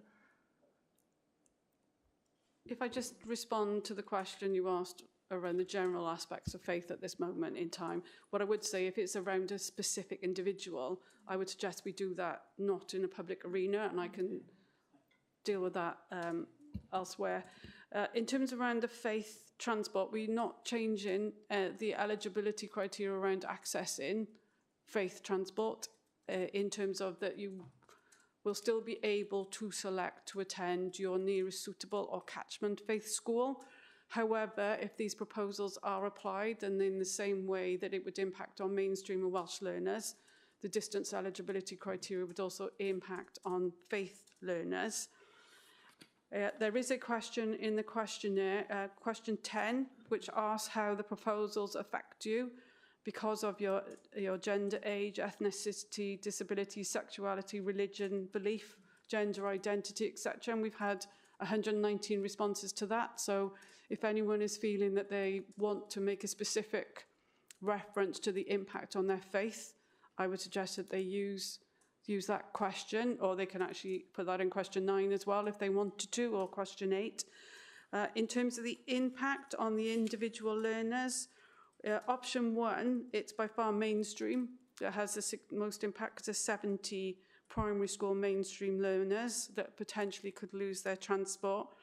There's 53 individuals attending faith schools. That does not mean that they are all attending those schools for faith reasons, because schools like Usk and Raglan, they are the catchment schools for a number of learners. They may not be attending there for faith reasons, we don't know.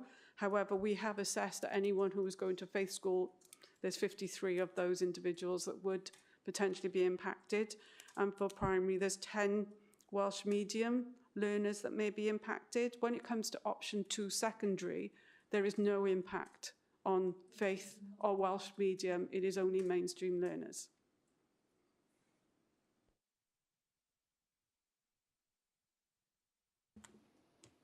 Is that you done, Councillor Brown? Would you mind if I came back later if I thought of something else I'd missed? That's fine. Because there's a general comment that I wanted to make, if that's okay. I noticed that the Welsh Government had done this review, and they did say that there were some local authorities that had reduced the statutory limit, you know, so that, you know, like ours, it was 1.5 and 2 rather than 2 and 3 miles. And, you know, that was sort of, you know, I think the emphasis of the Welsh Government consultation was hoping to move towards that, but obviously there was a cost implication of that. But it did also say that most provided transport for faith and for Welsh medium education. And, you know, I think it's important that the consultation actually underlines the point about the available walking route, because the available walking route in the Learn and Measure guide actually does make this point about it not being unreasonable in terms of time, in terms of stress, or being unsafe. And, you know, that's actually in the operational guidance of the Learn and Measure unit. And in terms of the walking route itself, on the regulations, it says the route that a person, I can't remember to quote it exactly, but it does say that they will be reasonably expected to take. You know, so obviously that would include things like, you know, is there a pavement there, and those sort of issues, you know, because that's obviously within the actual regulations themselves. And in terms of the available walking route, I believe that the policy last year said that it wouldn't be ended until the end of the academic year. Was that correct? Sorry to interrupt, Councillor. I have a feeling that we've sort of covered this off already. Yeah. Could I just ask the question about the available walking route and the notice on that? Because I think it was the end of the academic year last time, wasn't it? Is that right? That's my recollection. It was originally term, and I think we changed it to the academic year. But I'll double check that, and I'll report back to you out of this meeting. In terms of the statutory distances, 19 of the other local authorities already follow the 2 miles for primary, and 18 for primary, 19 for secondary. Caerphilly County Borough Council are determining this week whether to actually undertake their own consultation to revert to statutory distances. Blaen y Gwent adopt 1.5 miles up to the age years up until the age of 8, and then it's 2 miles thereafter. Rhondda Cynon Taf undertook a consultation earlier this year. They concluded to follow the 1.5 miles for primary and 2 for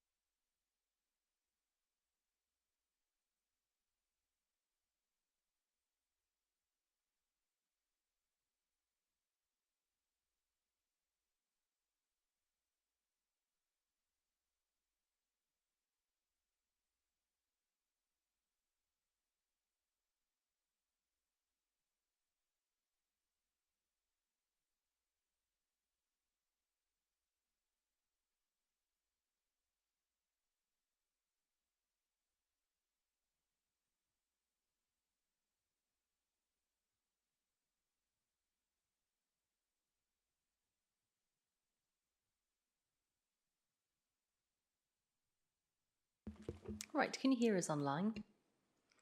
Lovely. I was just reminding where all the other local authorities are. You're quite right. The Welsh Government consultation did look at reducing the statutory distances in line with the discretionary distances we already offer. They concluded that they weren't able to do that, and I gave you the statistics around the other local authorities. And the one I was referring to was Rhondda Cynon Taf had undertaken a consultation earlier this year. They retained the 1.5 miles for primary and reverted to 3 miles for secondary from September 25. So I think it's a pattern all local authorities are currently looking because of the significant uplift in cost associated with home to school transport, and that is down to the operator costs. They've had to go up as a consequence of costs of fuel, the costs of parts, the vehicles, staffing costs have gone up. And we are experiencing those same difficulties in terms of the ongoing upward only, apparently, cost of the provision of home to school transport.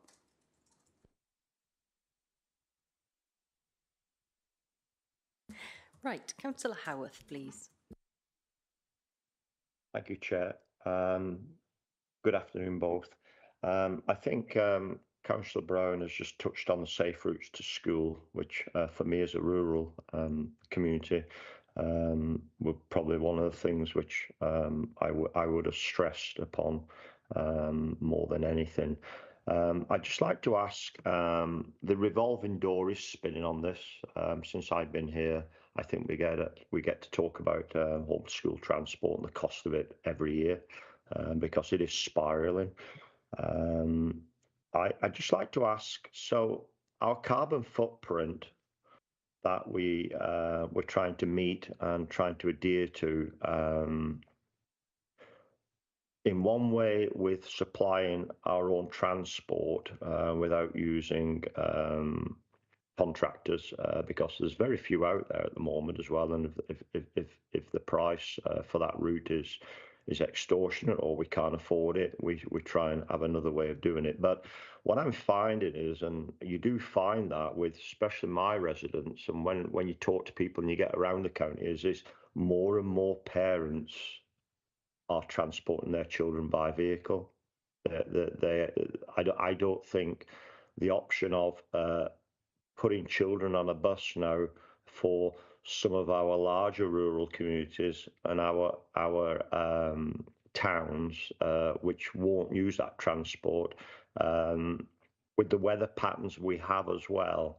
I wouldn't expect no child to be walking to school on the 1.5 mile route, even the 2 mile, under them miles. If you live in a big city, you live in the biggish towns, I've got to say that we can probably you probably get away with some of the routes, but the mileage for me is a bigger aspect here, because then we come to the carbon footprint. Can we afford to transport our kids from our rural communities? And I'll just give you an example from Llanelli Hill to Gilwan, or Cliddart to even Gilwan, or from Gilwan to Lamfoist. I've had a real problem this year with 17 oversubscribed submissions to my local school, and then we have to transport the children, to their next nearest catchment school. That's where our agreement is. But what happens the year after? Do them children then get free transport while they're going through their key stage 1 and 2? They don't. The parents have got to find that money from somewhere, and they don't have that money. So what they do is they transport the children. So where we direct children because their local school is full, which is a common denominator now in some of the aspects, Chair, is what happens in year 2 then? So my children who have been directed to another school this year will get free transport. So we have a new school coming online in King Henry. Under this criteria, any children in my area next year and the year after will have to go to a different school if the school is oversubscribed. They will have to pay for transport. Is that what we're saying with this in another 12 months' time? 24 months' time? They will have to pay for transport because the mileage side of it. I'd just like to be clear on that, because if this is a moving revolving door, when children have to transfer to a school which is over the subscribed kilometres, it means the year after and the year after that, they get lumbered with the transport costs, even though they did not opt or could not go to their nearest catchment school. Am I right in saying that, Chair? I just want a clear answer on that one. Thank you, Chair. Let's go ahead. So in terms of the legislation, we are required to provide transport to the nearest suitable school.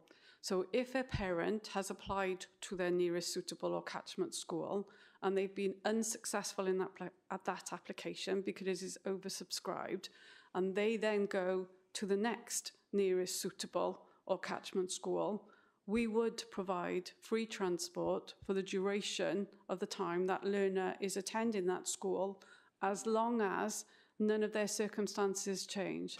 So, for instance, if they moved closer to the school their children are attending and they no longer met the distance eligibility criteria, then they would lose the transport because they were closer to the school. But if all the other circumstances remained the same, then they would continue to get free transport. The only reason you are not eligible for free transport is if parents apply parental preference and do not apply to their nearest suitable or catchment school. At that point, their eligibility for free transport is removed. Can I just follow up on that then, Chair, is because we end up with a sibling issue coming along then with this.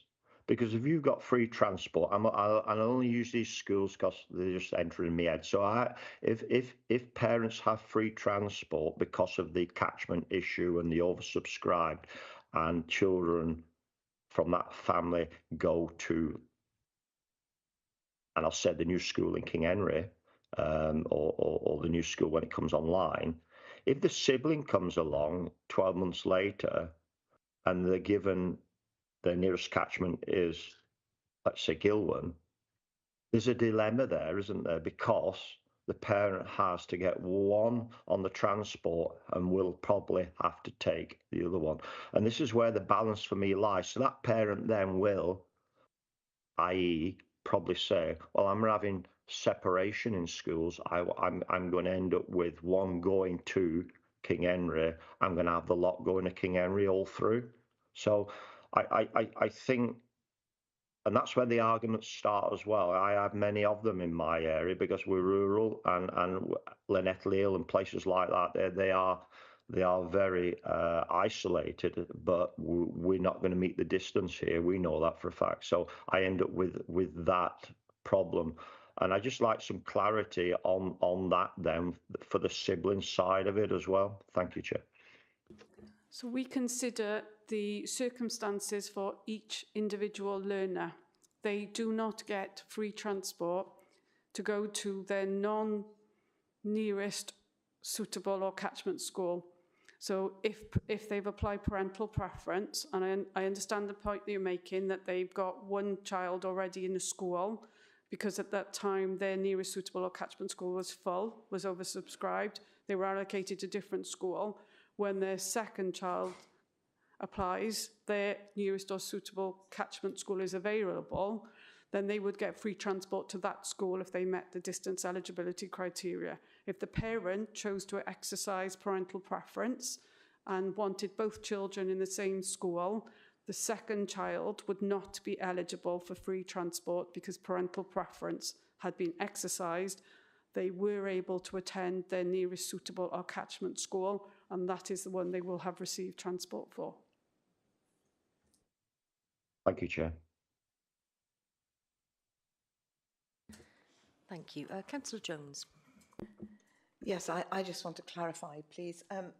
Currently, Monmouthshire exceeds the statutory requirements, and recognising the huge savings that this council has to make, along with all other local authorities, I don't think it's unreasonable to be having this discussion.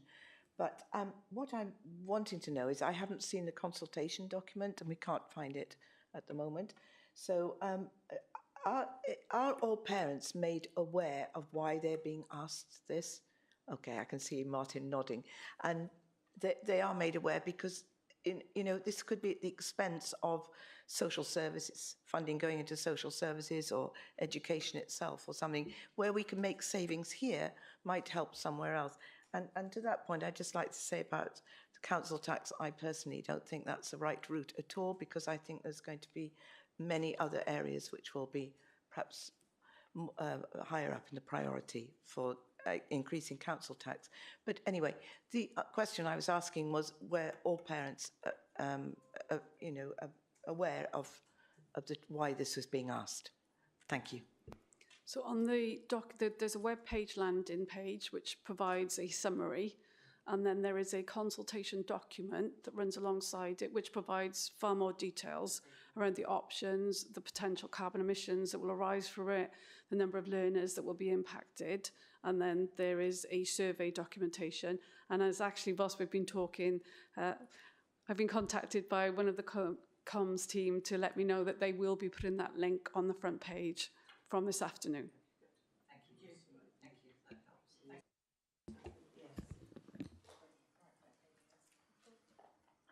helps. Okay, Councillor Bond. Thank you, Chair, and thank you for letting me speak. So I've got 3 questions, please. What are the statutory requirements with respect to faith schools, please? Do we need to cover their transport? And number 2, I don't really understand, it's probably me. So I understand they're proposals, not options, because if you've got options, you can have 1 or 2 or 3. They're not options, they are proposals. So you've got 3 proposals that you're asking people for. So it's not either or, it is, do you want that proposal? Yes or no, do you want that proposal? Anyway, so it's not really options. So what will you do if it all comes back negative, right? So my concern is that the information you've given us so far, thank you, Deborah, is feedback from people. So the people who are going to be impacted are going to vote negatively, and they're expected to vote negatively. So the question 1 in the survey, because I've checked, doesn't ask you if you're going to be impacted and therefore what is your view. It just says, what is your view to this option, which is really a proposal. So you're going to get, I mean, turkeys don't vote for Christmas. Well, they won't vote anyway because they're not, they can't, haven't got intelligence, obviously. But so the people who'll be affected will not like it. So therefore, you're going to get the same percentage, or you're likely to get the same percentage for each proposal of the people who are going to be affected. So I would suggest that possibly it could have said, are you affected either, less than 2 miles or less than 3 miles? If you said yes, then how does it affect? So that's the first one. And what you're going to do when these come back saying what you expect, because contrary to what has just been said, so many parents are struggling with the cost of living, the wages stagnation, cost of childcare, that they will be really grateful or really want to protect any change or reduce any change in their outgoings. So it's great to explain it, and absolutely you always have to explain it, but I don't think you're going to make people change because it's money in their pockets. So you're not separate. Well, it appears that it's not separating those who are affected by. So the first question is, is it statutory requirement covers faith school? Isn't, why are we not challenging that? I'm not saying we should. That should perhaps be another proposal. How can you relate to the results of this? Because it's asking people to vote for them to lose their benefit. And the third one is, in the IIA, and just a general question, it doesn't say anything about disability of parents. So if the parents cannot take the child to school, perhaps physically it cannot move or cannot even wheel themselves to school with the child, how does that affect the decision, please, of whether they retain this money for school? And also, how do we look at extended families, please, or separated families when young people have more than one home, one that might be in the catchment area, or sorry, within the 2 miles, one might be outside or whatever? How is that approached, please? Because it wasn't in the IIA, just a thought. Thank you very much. Can I just quickly jump in before that? We've had a glance at the transcript, Councillor Bond. I think the question around faith schools has actually been covered already. And I can see in the integrated impact assessment that there is an answer already provided, if you have a look at it, about whether a parent's disability impacts. It is. Yeah, if they have a medical condition, then that has already been. Have a look at the impact. Sorry, have a look at the impact assessment. That data is in there. So we do have a statutory requirement to cover faith schools. It's in there somewhere, is it? Okay, I'll respond. It's probably quicker. So thank you. The provision of transport to faith schools is non-statutory. That is a discretionary transport that we provide. So the Learner Travel Measure Act sets out the statutory elements. Transport to faith and transport to Welsh medium are all discretionary and non-statutory, albeit that we do have a statutory requirement to promote the Welsh language. Yeah. In terms of the proposals and what are we going to do, well, that will be a matter for Cabinet. We will be presenting the information and the feedback from the survey, and we will be presenting that back into Cabinet, and ultimately it will be a member decision as to whether they go forward with either or any of the options that have been presented. We have emailed all parents that are currently in receipt of home-to-school transport.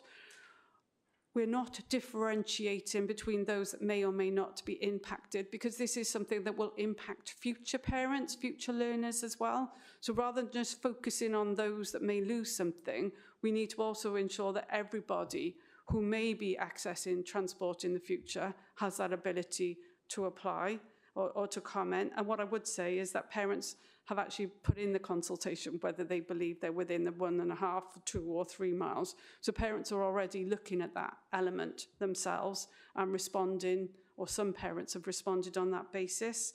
In terms of disability, the learner travel measure assumes that all primary school learners will be accompanied by a responsible adult. We offer discretionary transport for primary age learners whose parents are unable to accompany them to school, i.e. walk them to school. And in certain circumstances, if a parent is unable to drive them to school, they might live less than the 1.5, but if there is a evidenced medical condition, then we award discretionary transport. We do not do that for secondary learners because it is assumed that the secondary learners will be able to make their own way to and from school. That's set out in the Act. In terms of families who are separated, we currently and will continue to provide transport to either household or either property, family home, as long as they meet the eligibility criteria. So, for instance, if you've got one parent that lives in one part of Monmouthshire and the learner is attending their nearest suitable school, we provide transport from that school, from that home, sorry. But if they lived then, the other parent lived out of county or out of catchment, we wouldn't provide transport unless, again, there was a discretionary reason why we would choose to do so.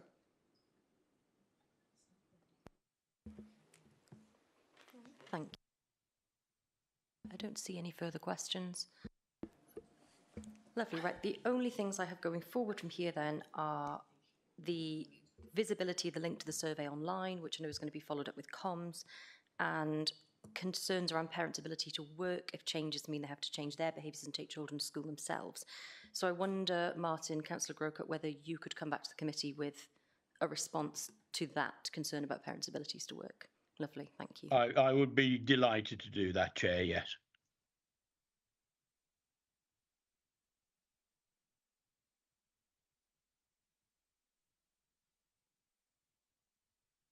So, committee, are we happy to endorse this report? Are we broadly in support of it? I'm seeing a lot of nods online. Lovely.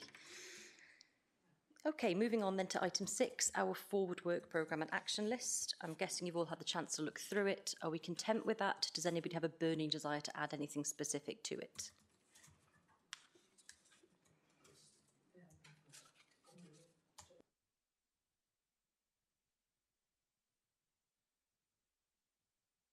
Okay, number 7 then, Cabinet and Council Planner. We're happy to note that. Lovely. And okay, good. The date of our next meeting will be the 24th of September at 10 a.m. Thank you very much, everyone.